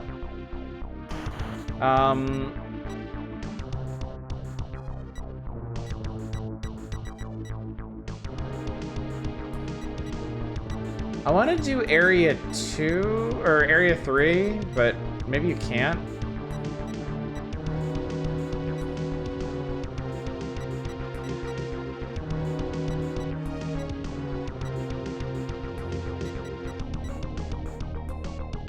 Okay, so yeah, that was like the stats. Yeah, your time limit is when time runs out. You have 52 hours, means you have time for 6 sorties. You bombed several green tanks for your friendly, so you lost points. That's hilarious. Okay, so that's... Okay, so the 3 icons, the fist, the gold, and the building, are, I guess, your ratings. So red, like, people like it if you attack harder. Gold, people like it if you're more efficient with your equipment. And blue, people like it if you don't murder friendlies. Producer has directed Chibi Robo Ziplash? I don't know what that is. It's so weird to play one of these games and have to like maintain like PR.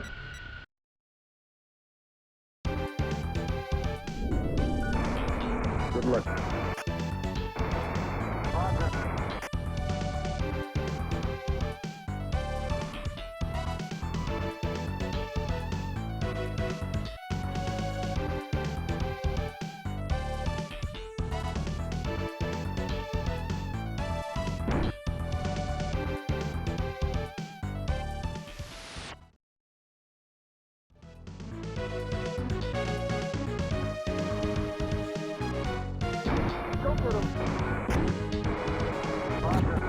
There's that other... Where am I? Okay, so there's radar sites around here. Ow. I'm hit, I'm hit!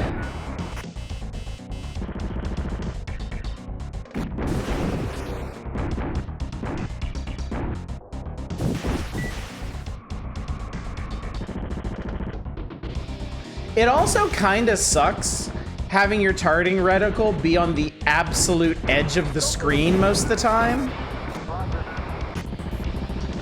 Like, you basically need to know where stuff is before it appears on the screen to line up shots.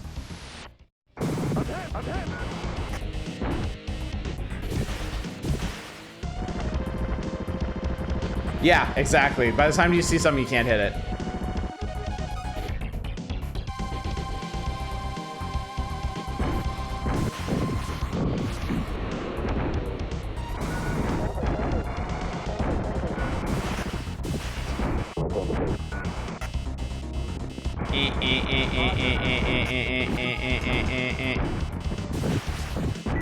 Okay, did I actually destroy this radar site?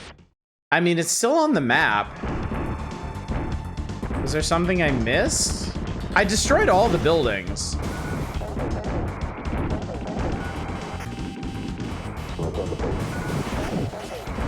Yeah, I mean, honestly, this is just, there's just too much going on. This game feels way too busy.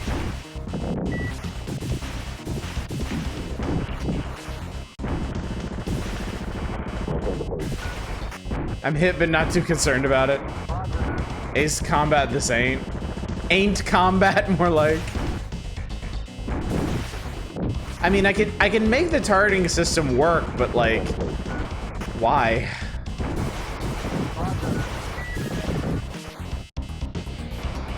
And I really don't know what you're supposed to do about low fuel. Do you just leave? Like, what are we doing here? I'm off the mission area. I guess you leave the mission area. Sortie result, forced landing with damage.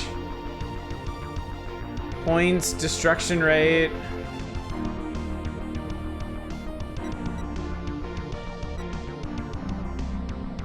Attack points. I don't know if you attend conventions or curious, do you plan on attending SuckCon? Should I take that personally? Suck on D's nuts. I guess I should. Alright, well, it seems like the game is telling me that I'm fucking terrible at it. Okay, look. This feels like it was made by people who fundamentally did not understand the appeal of Desert Strike and the whole Strike series of games. Desert Strike is fun because it's a very arcadey take on like air-to-ground warfare. Like, you get a helicopter with 1 billion missiles in it, you fly around, you find dudes, you blow them up, you blow up all the buildings, you blow up all the everything. Still a solid sim feeling stuff.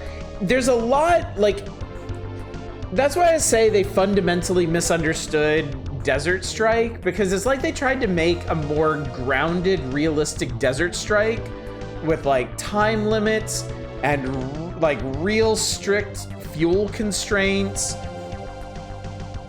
and discouraging you from just like launching bombs everywhere and putting friendlies on the map that you shouldn't blow up.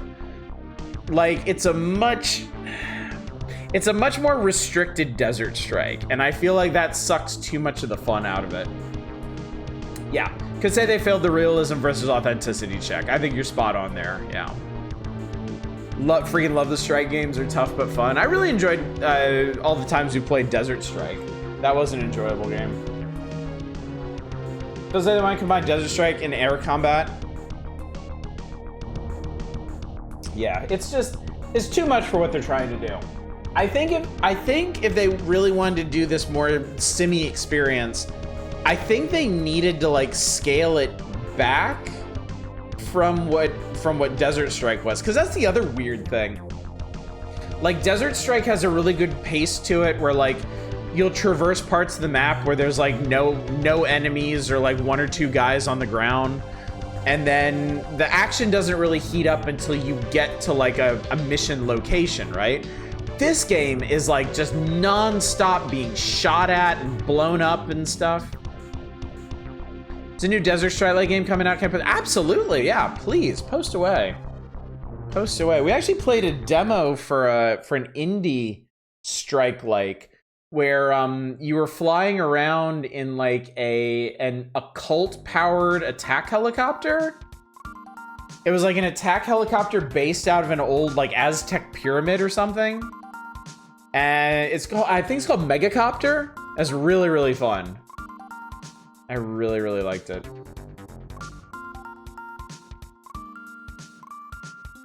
Cleared hot. Oh, yeah. Oh my god, it's a Microprose game. Blows my mind they're even still around. Even if it is just a name only. Oh, yeah. Oh, yeah, that looks awesome. Cleared hot. I'll have to remember that.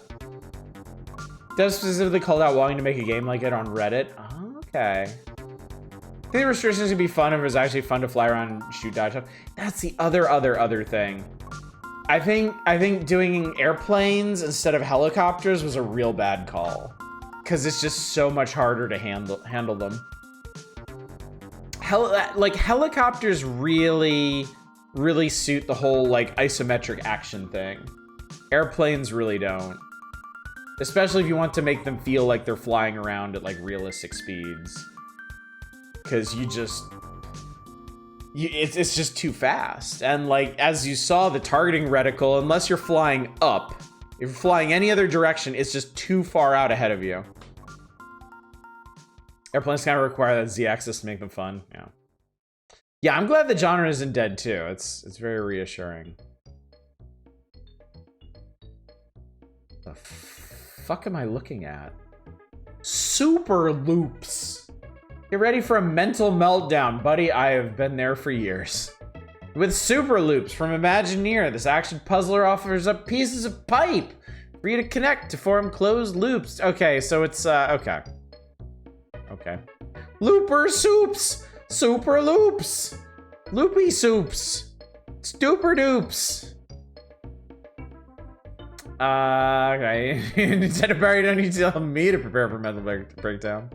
I really don't like that gorilla. He is too excited about something. And as a guy with hairy knuckles, those knuckles are disturbingly hairy. Like something uncouth is going on there. Probably make it work somehow with a shmup with a little more control, but not with free movement or 2D map. Nope. Yeah. There are some old, on the NES, there was at least one isometric, like, jet fighter shmup. And I'm trying to remember the name of it. It was an older one. It was like, 1990s or before. Like you'd be flying straight at. Was it Sonic? Yeah, it was isometric, and you were flying upwards, and like the map was green, and you were like flying through valleys and stuff. And then at the end, you would fight like a big base or something. I wish I could remember the name of it.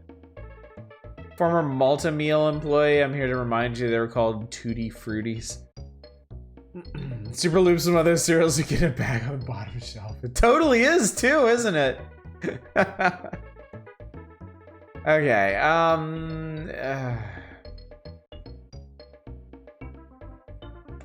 this is one of those game feature. Oh, god damn it. Test your puzzle night even though it's not Space Chem night. Fine. I was straight up gonna ask, like, does anybody actually want to see this thing, or can we slide past? Because this is definitely one of those games that when I was a kid, I never read this feature. I just glossed right over it, and I am absolutely inclined to do the same thing here. But we'll give it a try.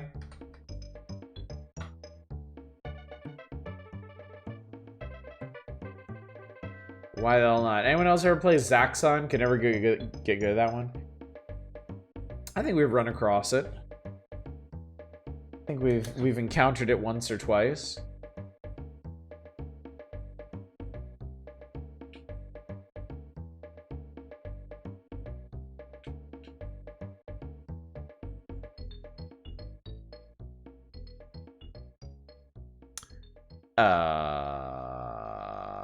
Where is it?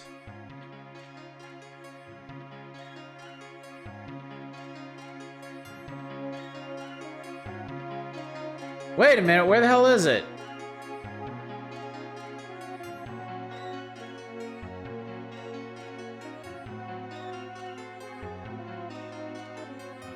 Can somebody check and see if this was released under a different name or was canceled last minute or something?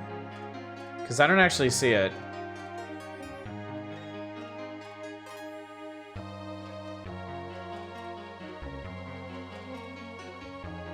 Nope, wait, nope.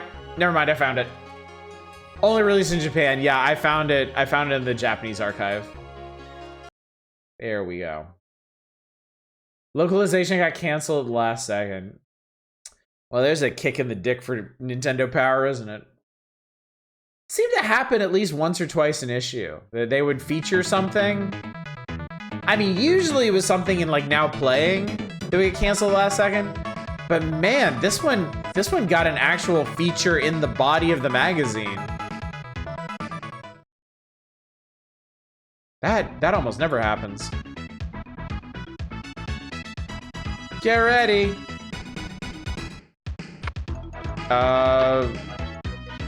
What do you...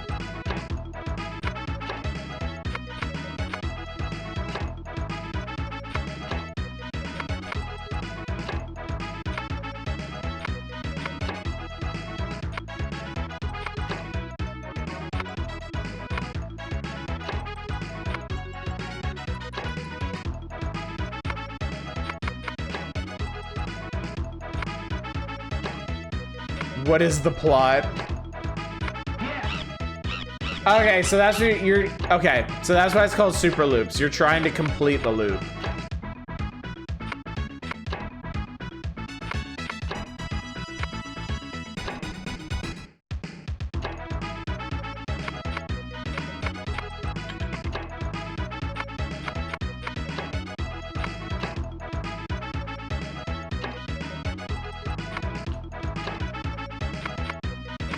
This seems alright. I mean, like, the very definition of alright. It's a video game. You can play it.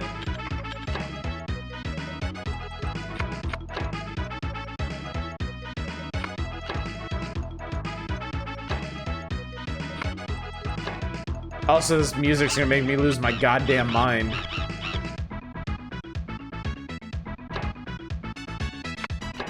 The pieces are getting more complicated. Significantly.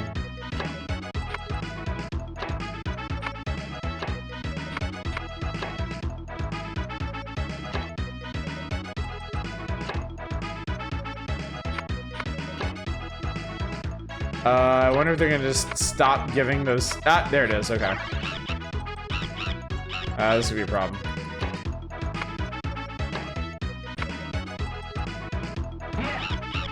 Yeah. Whether for the music and effects, this would be a solid combo of Tetris and Pipe Dream. Yeah, but that's a big fucking if.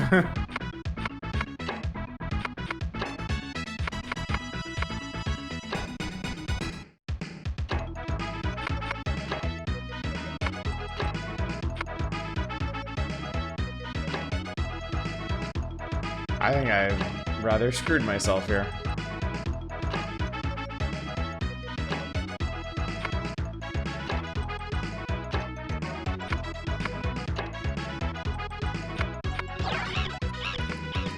Maybe not.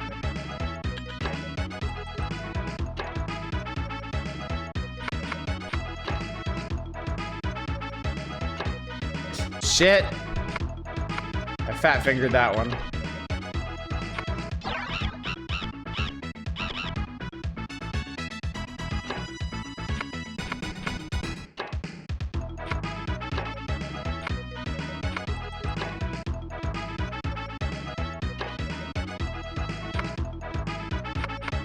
God, oh Jesus.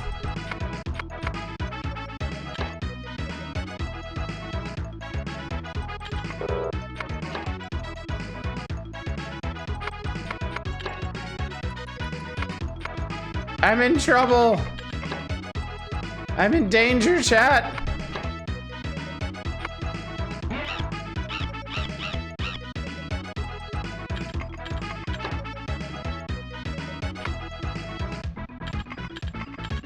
Yeah!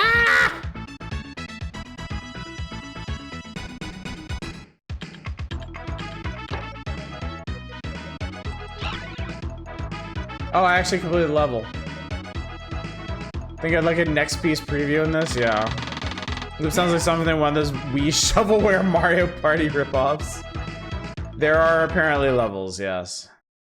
Please have different music. Okay, this is like, oh, they're gonna put bullshit in the levels. They're gonna put fucking rocks and shit.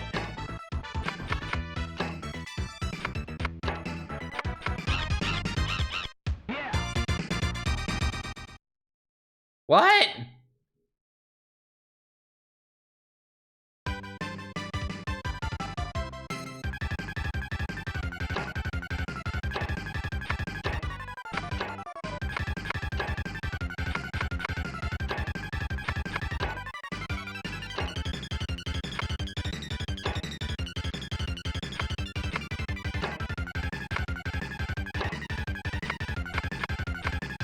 This music makes me feel like I'm, oh. Oh, okay. That's a bonus winner.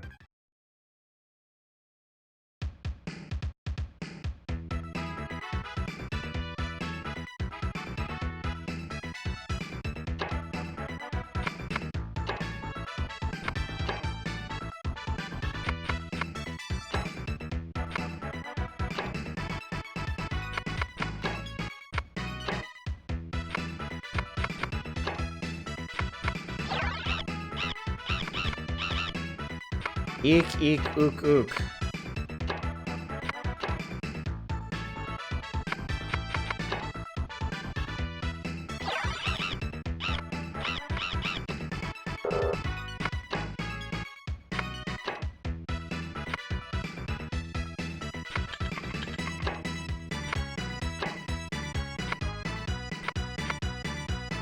Super Loopz can super eat my ass.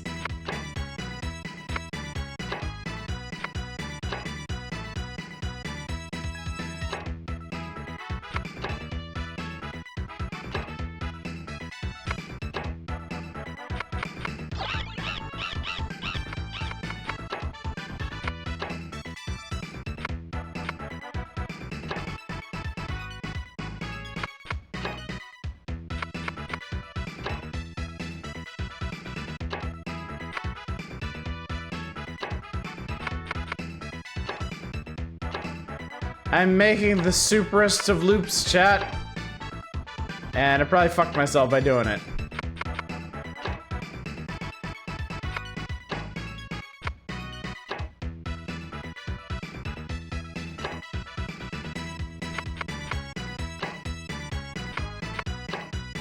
Oh my god, if I can get one more of those little corners.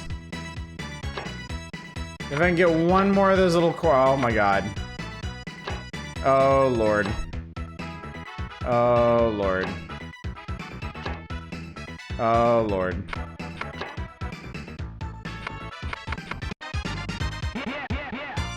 Yeah, yeah, yeah, yeah, yeah, yeah, yeah, yeah, yeah, yeah. Yeah, yeah, yeah, yeah, yeah, yeah, yeah. Get ready. But there's already a... What do you want me to do?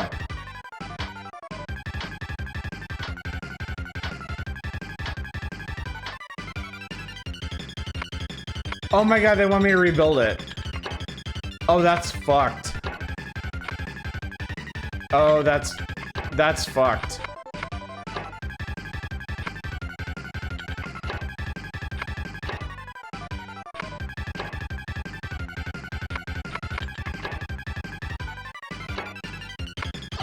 And I actually did. Huh.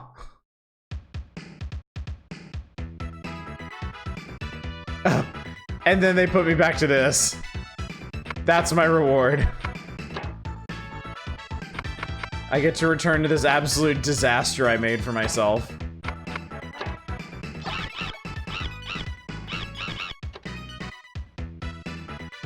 How am I supposed to know what the goal is?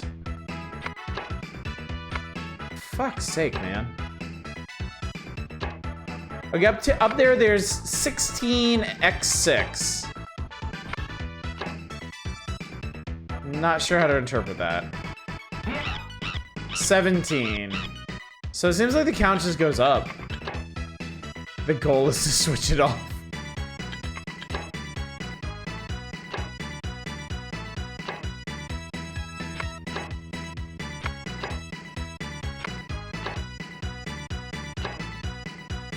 Oh, I gotta stop doing that.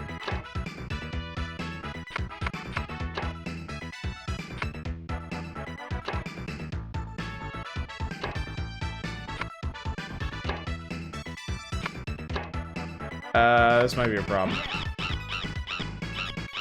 I've just made a bunch of structures that don't actually work.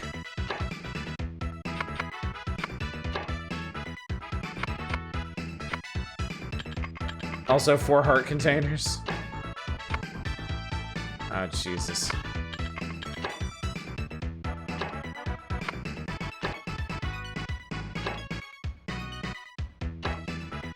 That's actually looking pretty good if I can survive long enough to finish it. What the hell is this?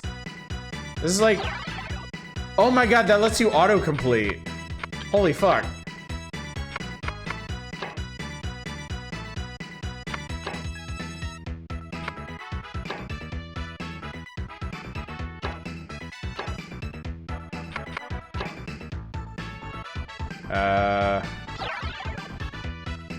Bro.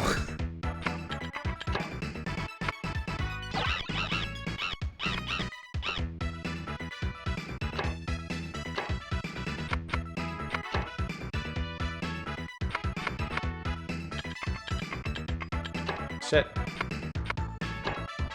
I need so many of those pieces to finish this, and it's just not gonna happen.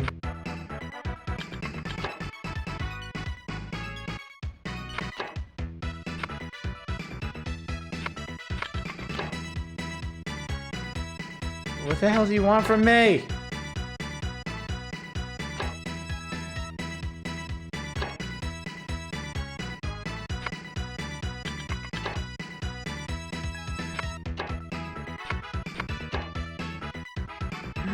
There's no way!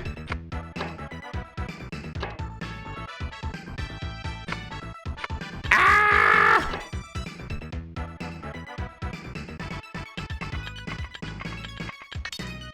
Doing. Ha! For whatever reason, reminds me of the ancient college humor Tetris God skit. No, that goes there. Ha!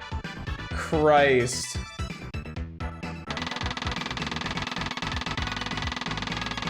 And you actually get bonus points for all of the tiles you left uncompleted.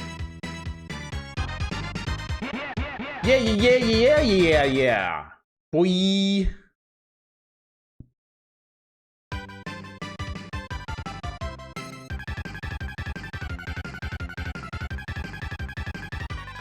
I'm guessing we need to build a thingy around these.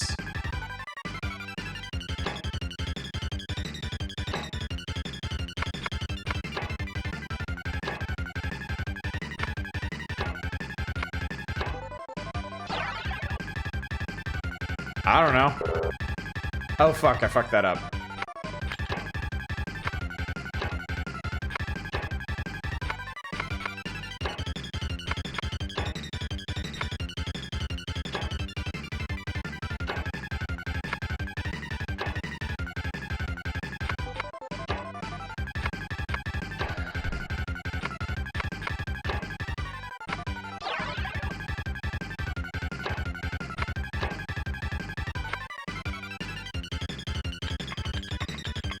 Fuck.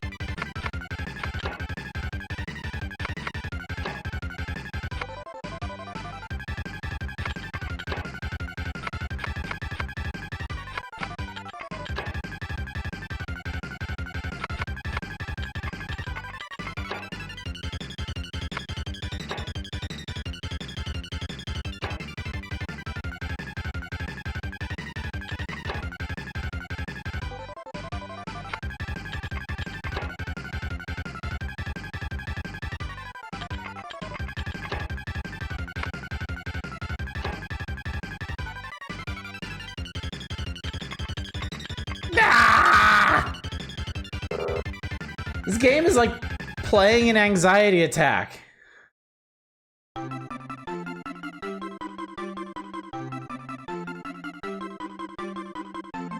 Done. Done. I'm done. Fuck these monkeys. Fuck this shit.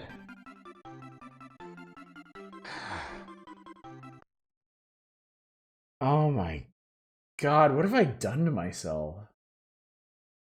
Why did I do that?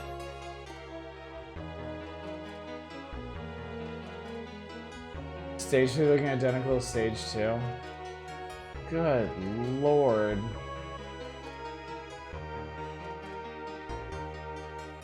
I hope whoever redeemed that Keep Going got their money's worth out of it. Ah. Ah.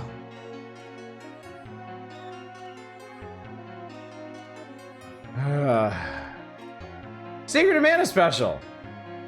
What's so special about Secret of Mana anyway? I'd rather live in the Loopz world than here, so thanks. Epic Adventures are big hits!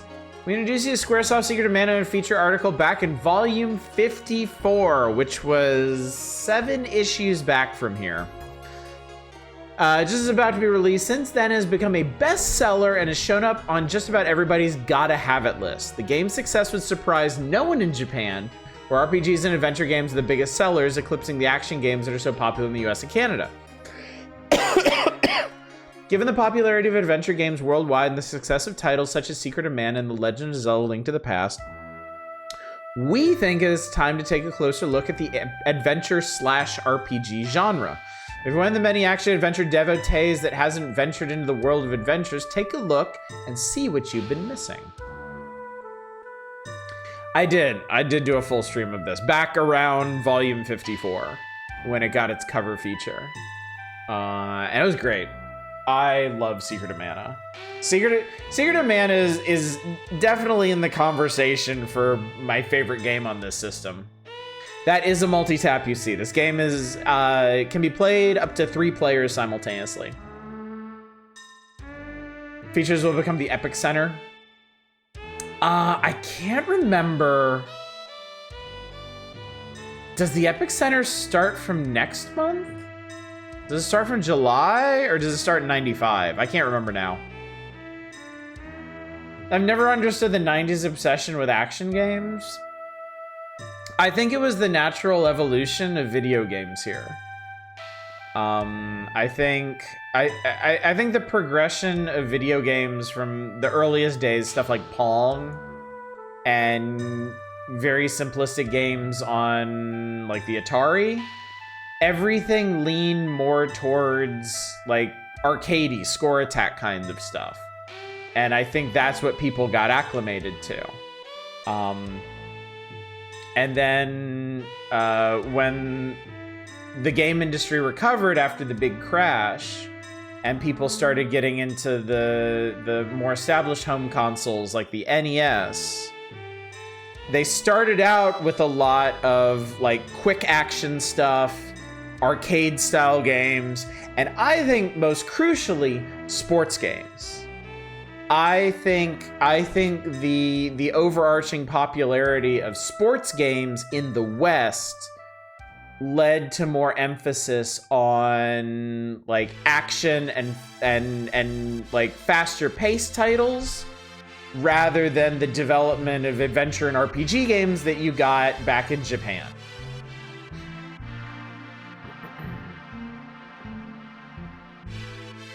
I think the arcades were a big part of that. Yeah, I could see that too. I think there was a similar progression in the arcades at the time.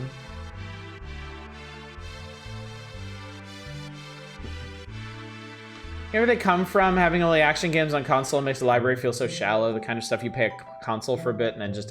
I mean, they say it right here. Like, action game players probably didn't know what they were missing. They were playing games that interested them, you know? And if you're big on that, and if you have a variety of action games or just a couple that you're really, really into, like, you don't necessarily need anything else. I think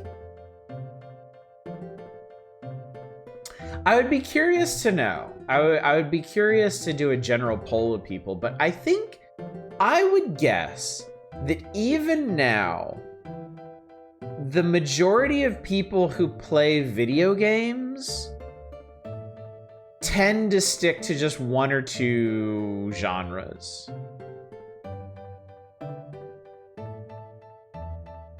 I think it's kind of rare, relatively rare, for people like me to like bounce around to so very many.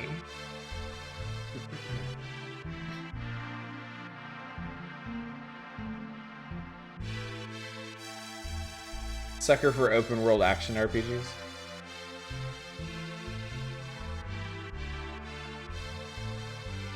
I have ADHD, I need variety or otherwise I stall. I understand that, but I hope you also understand not everybody has ADHD.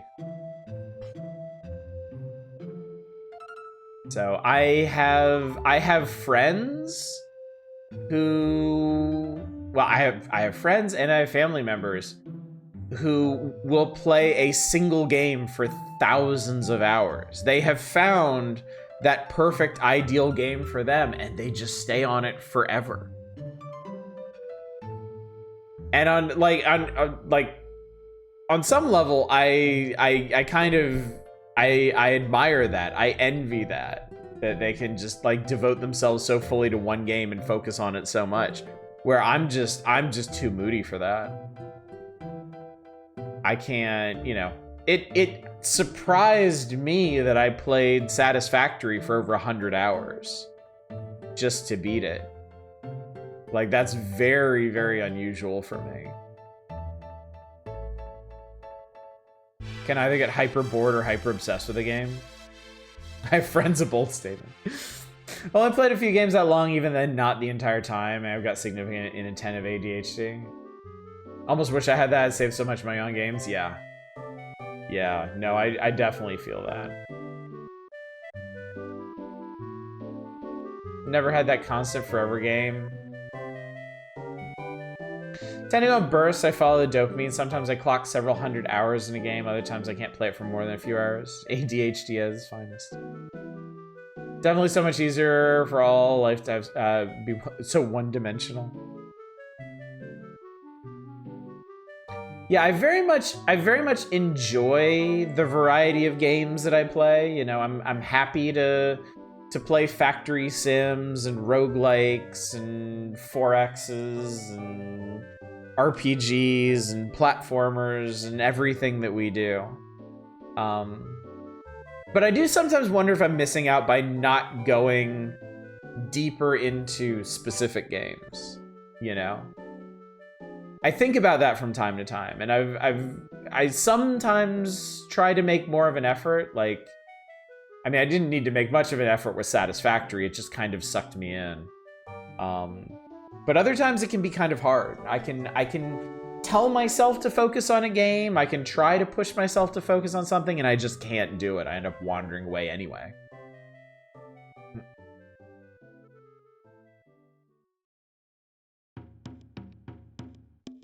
Tend to latch on to a game for a while, play it till I'm done, latch on to the next one. Yeah, that only happens occasionally for me. Something has to be pretty special for me to do that. That's why I tend towards shorter games, because I can finish them before I wouldn't say get bored, but like get tired of it. And a lot of times it's through no fault of the game itself. It's just my mood's not entirely there. Various games I picked up, binge for a day, said this is awesome, I gotta finish this, and then failed to pick it up again. Just forgot or got distracted. Yeah, there's countless games I've done that with. I very much feel you on that. Got much better at completing games over the years. Longest time. If I ran into anything that made my attention or interest in game drop, I'd instantly move on to the next thing. I mean, that's another thing too, that statistically, most people don't finish the games they play, you know?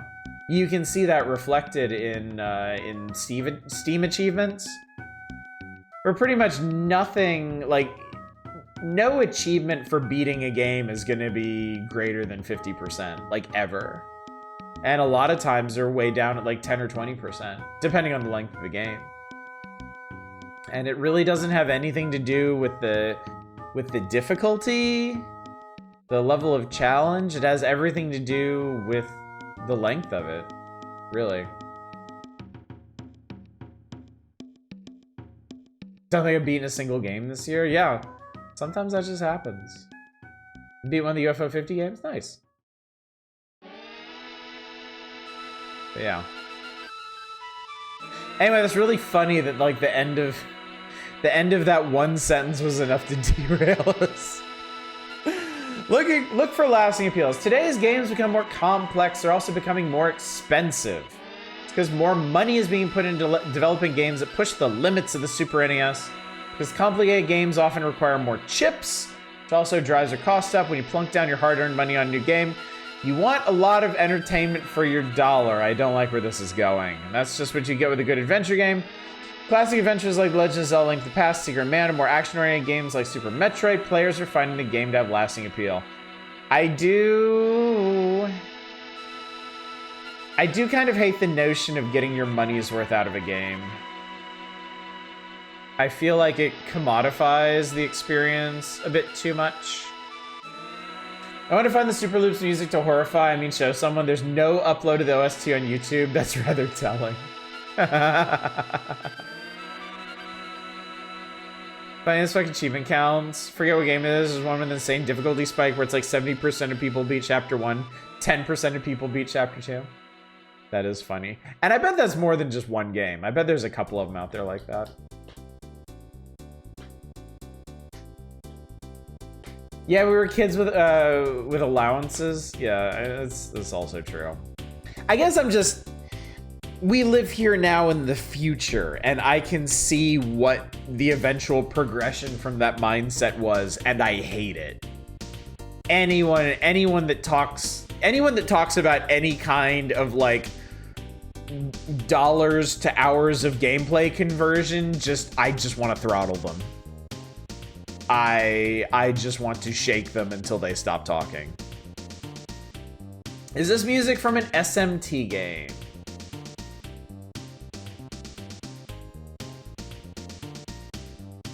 Hang on. No. No, that last one was from Tokimeki Memorial. And I shouldn't tell you this. But now that I've said that out loud, I can't not tell you. This song that is playing right now is from Monopoly 2. There is a Monopoly 2 on Super Nintendo.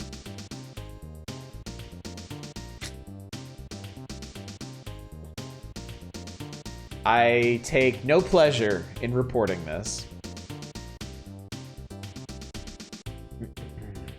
Dead Island is a big game I bought and hated and got no money back for.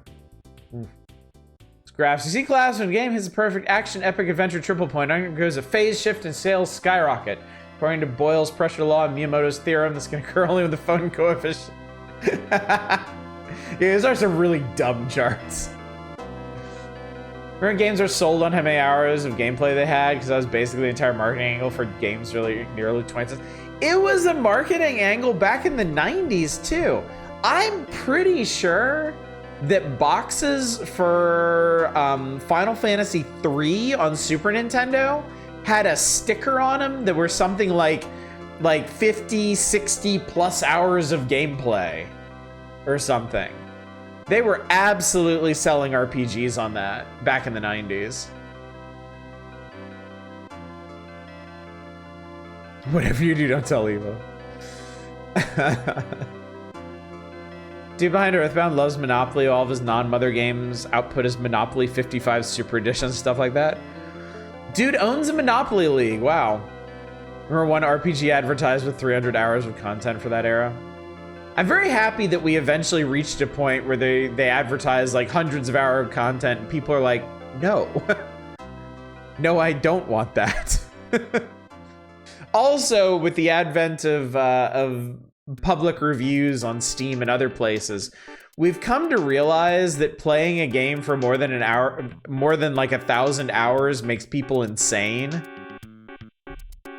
And you probably just shouldn't do that in general. 300 hours of content if you got lost for 260.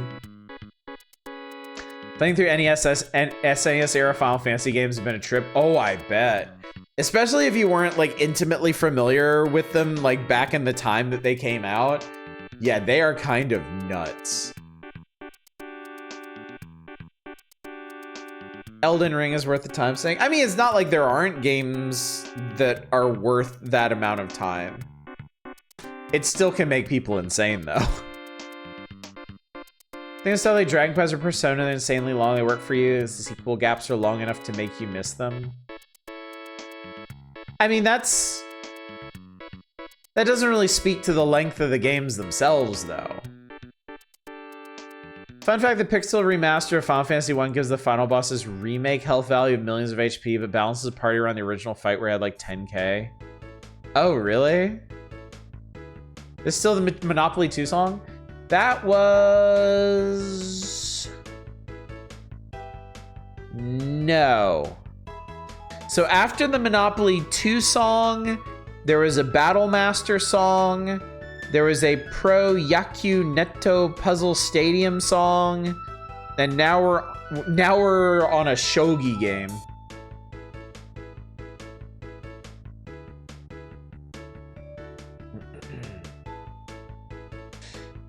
I guess maybe Stellaris will cost me a couple sanity points, but that's not how I look at it. It's more like... I'm talking more about the people who'll play a game for like 1,200 hours and then give it a negative review. Like, I mean, at that point, your opinion just cannot be trusted. Big 60-hour RPGs are still fun for me. Sometimes I want to pay $15 for something like Little Gator Game and have the time of my life for 4 hours and feel satisfied. Probably comes the day. No, it absolutely... Ballywork, I cannot agree with you more. And I know we've talked about this a bit before. But yeah. Because my time is short and I don't have as much time to sink into games, I definitely seek out smaller, more self-contained game experiences, and I do end up in general enjoying them more than putting a lot of time into a game to work through. It just fits my life and my schedule better.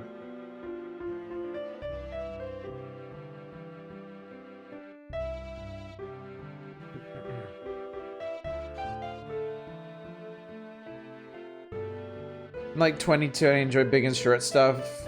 Care as long as I enjoy it. Length doesn't matter to me. I mean, you just said it, you're 22. When you reach your 40s, come back and let us know how it's going. We have 7 Days to Die. I like the old beta, and I hate the current build. I mean... I did that Payday 2, clocked 2,200 hours in that game and hate its guts 0 out of 10 game. You're entitled to your opinion, and you know, I'm not gonna say necessarily that you're wrong, but I will not trust somebody's opinion on a game if they have more than, like, honestly, if they have more, depends on the game kind of. If they have more than 500 hours in a game, nope. Your opinion is... All joking aside, I genuinely think when you end up spending hundreds and hundreds and hundreds of hours in a game, your relationship with it changes. I think too much of it works its way into you. And you become too intimately connected with its features and its functions and sometimes its community. And you will respond differently to changes in things that you've gotten very, very familiar and comfortable with than somebody who's played the game for like 50 or 100 hours. And look, I'm absolutely not immune to this. If Marvel Heroes was still around, I had 600 hours or some in that game. That is without question the game I've played more than any other game in my entire life. And I would not expect anybody to trust my opinion of that game any further than they could throw me. Which isn't very far. Tempted to buy Amber Isle, the Dinosaur People shopkeeper game, just because I like the character creator. I have nearly 1,300 hours in Civilization 5, a lot of which are exploring mod packs or doing weekly multiplayer games. Definitely made Civ 6 a bit of a culture shock. Civ 4 is the one I get deep into. I have a lot of time in Civ 4, but Steam didn't keep track of it for some reason. I think I was playing it back in the days when if you weren't connected to the Steam servers, it wouldn't keep track of your playtime. Play things like Borderlands and Diablo for ages. Just because addictive doesn't mean it's good. Some flaws are evident quickly and others only show up on close examinations. Yeah, I mean, that's certainly true. I've put a lot of time into games that I thought were bad. Sometimes I wanted to give them more of a chance. Sometimes I agreed to play it with friends. But yeah, it happens. It absolutely happens. There's no shame in that. Where the hell were we on this page? I should at least finish reading this feature before we run out of time tonight. What makes Secret of Mana so compelling, chat? RPGs may be king in Japan, but games that combine action with role-playing appeal more to players in the US and Canada. Squaresoft hit on a winning combination with Secret of Mana and involving adventure with lasting appeal. The wide variety of places to visit, items to find, and secrets to uncover, as well as the many innovative weapons and tools the characters use, help sustain player interest. The game also broke new ground by including a multiple player option that let up to 3 people play cooperatively. Next page, please. Next page. Next page, please. Yes, absolutely. Jesus Christ. Yes.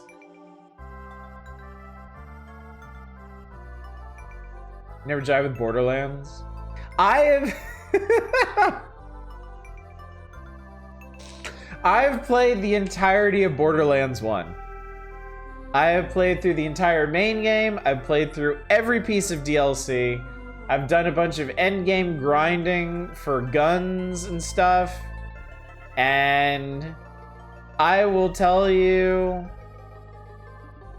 as many times you want to hear, that game sucks. That is a bad game. And the reason I did that, the reason I played Borderlands so much is because I was playing with friends. So, I think it's very important. I think it is very, very, very important to note that playing something multiplayer, playing it with friends, vastly changes the experience and can very much skew your evaluation of a game's quality. Alright, so can you solve question 10 of the Mana Mania contest? Who is the boy's mother? The tree?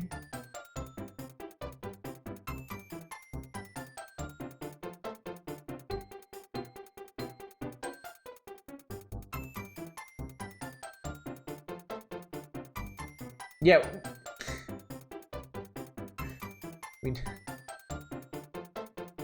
Just, okay. Before you explode, it's 5. It's Dragon Quest 5. I mean, it's the song they use in all the Dragon Quests. And builders and everything. I know the specific arrangement is from, 5 specifically, but yeah, still.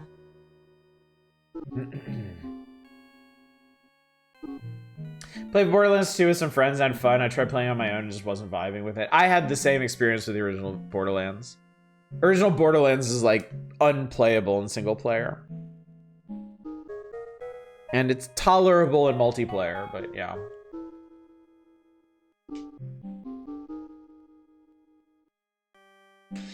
Alright, Mania. Okay, so this is just a rundown of the gameplay of the game. Secret of Mana is so vast that next month we'll begin a 3-part series, The Days of Mana. Gain valuable insights in the game through reprints of the hero's journey through the amazing world of Mana. So Secret of Mana was so popular, apparently, or Squaresoft gave Nintendo Power so much money that they decided to do this special feature on it and then spend 3 consecutive months giving Secret of Mana its own additional coverage months after its release that walks you through the entire game. Pretty incredible stuff. For me, it follows in the same box as Diablo. Click on stuff to make explode, pick up loot, use on enemies, repeat. Just don't think I've enjoyed looter shooters much ever. Combat tends to feel unsatisfying. It's really hard for them. Enemies that feel balanced well in your experience. I like looter shooters. I like the concept. Borderlands frustrated me. Borderlands frustrated me because I thought it was really, really poorly balanced. And I believe to this day the only reason Borderlands got as popular as it did is it beat a lot of other looter shooters to the market. It was first on the scene and was basically unrivaled for quite some time. The one I really liked was The Division. The first Tom Clancy's The Division. I fucking loved that game. I spent a lot. Actually, I think I played that through Steam. I think I can tell you how long I spent on that. Didn't Bethesda try to make a looter shooter? Everybody made a looter shooter. Most of them are dead now. But fucking everybody tried to make one. I put 113 hours into The Division. It is my 1, 2, 3, 4, 5, 6, 7, 8, 9th most played game on Steam. I loved it. Absolutely loved it. Ripped everyone who died making a looter shooter. I mean, it's a non-zero number of developers. A lot of people got foisted onto those things after Borderlands and The Division did so well.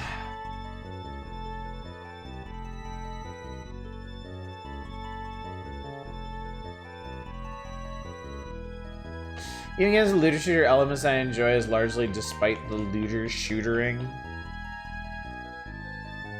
I mean, what do you describe looter shootering as? Is it killing enemies for randomized loot?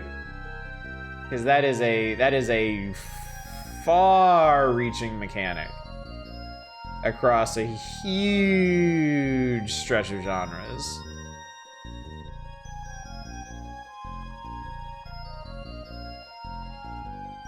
Schloot.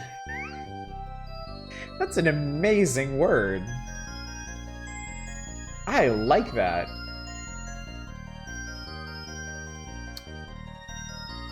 By the way, did y'all notice there's a neat little timeline of Squaresoft's games down here? Some software companies publish many kinds of games, but others like Squaresoft concentrate on one genre. Although Square produced Rad Racer 2 back in 1990, it now focuses exclusively on RPGs and adventures. In Japan, the Final Fantasy series has been highly successful and competes head-to-head with the ultra-hot Dragon Warrior games. Kinda. By concentrating on making the best adventures and RPGs possible, Square keeps coming out, yeah, whatever. So they made something called King's Knight in October of '89. I don't actually remember that. What the hell is that? Does anybody know what that is? Your Einhander over there in the corner, that doesn't exist. Final Fantasy Rad Racer 2 and Final Fantasy Legend in 90. Final Fantasy 2 Adventure and Legend 2 in 91. Mystic Quest in 92. Legend 3 in 93. Secret of Mana in 93. And then Breath of Fire and Final Fantasy 3 in 94. Breath of Fire? Chat, correct. Am I thought Breath of Fire was a Capcom game. Did I make that up? Am I insane? Ah, Square did the publishing and localization of Breath of Fire 1. Okay. Was it a collaboration? That would also explain it. Okay. Okay, I'm not insane. I'm not making shit up. Capcom developed it, Square localized it. Which makes sense. A lot of sense, in fact. Because Capcom's localization in this period wasn't exactly the best. So it makes sense to hand it over to somebody who knows what they're doing.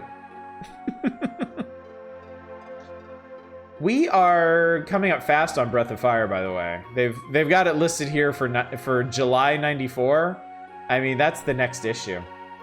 I forget if Breath of Fire is actually in the next issue or the one after, but it's coming quick. It's gonna be here before you know it.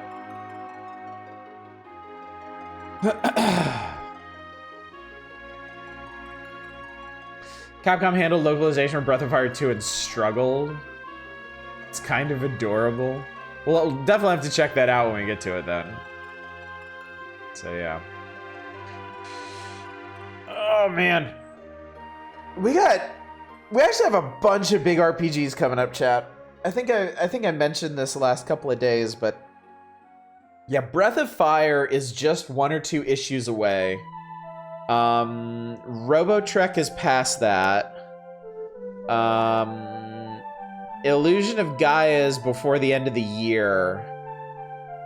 And I think Final Fantasy 3 also is. Final Fantasy 3 is like November, maybe?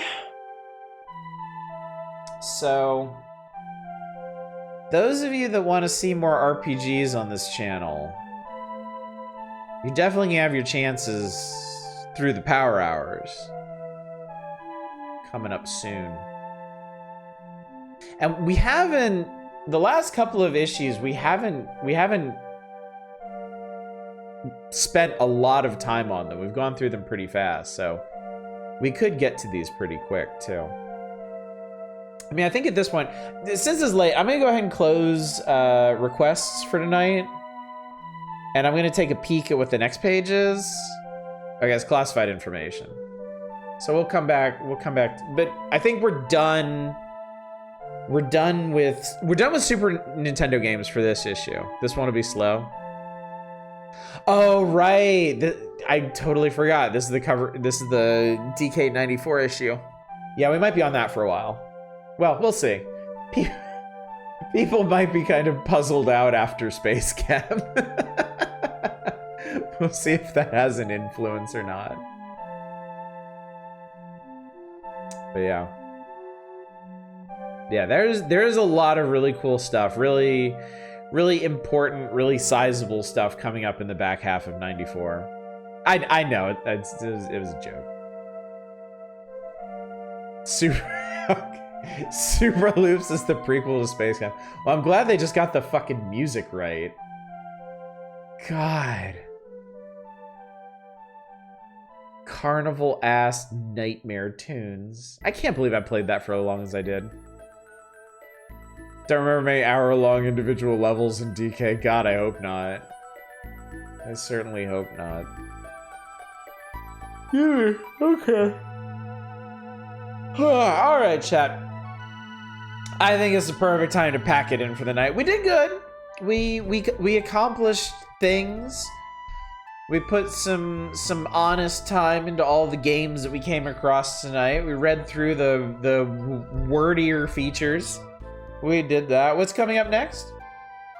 You mean the next page, Manic? Next page is classified information. I think we got past all the Super Nintendo games in this issue. So it's going to be classified information, Game Boy games, Counselor's Corner. I don't think there are any NES games in this issue. Come to think of it. So yeah, other than Donkey Kong 94, which we'll probably get to tomorrow, Saturday, I don't think there's anything else in this issue that's really going to hold us up. So we'll see. I have vivid memories of trying that level with all the floating platforms and penultimate world over and over for ages trying to get through it. I almost ran out of batteries. Wouldn't surprise me if we've seen either the last NES game or very close to it. I'm pretty sure we're very close to it. I think the NES is completely dead by 95. There may still be one or two before the end of the year, but yeah, I don't even know what they would be, honestly. Maybe ports of SNES games. Some publishers were still doing that, doing the trifecta every time they came up with a new game. But yeah. All right. Anyway, chat. Schedule reminder tomorrow night. It's a weird old wheel of RTSs. The wheel time strategy. We got a number of games lined up for that. People seem very excited about it. Should be a lot of fun. We will have a good time. We'll be back here on Saturday. We will be back to classified information and on from there on Saturday. So if you were jonesing for some Super Empire Strikes Back or Rocky Rodent, no more NBA Jam. I've had enough of that one. That'll be your night. No stream on Sunday. And then Monday, we are back to Space Chem and another vote for the future of Space Chem. So if you want it to continue, be sure to show up. If you don't want it to continue, be sure to show up. Because the vote I could see the vote being very close one way or the other. So yeah. All right, chat. Let's go find somebody to raid. Let's go see who's up. Whomst is playing video games right now?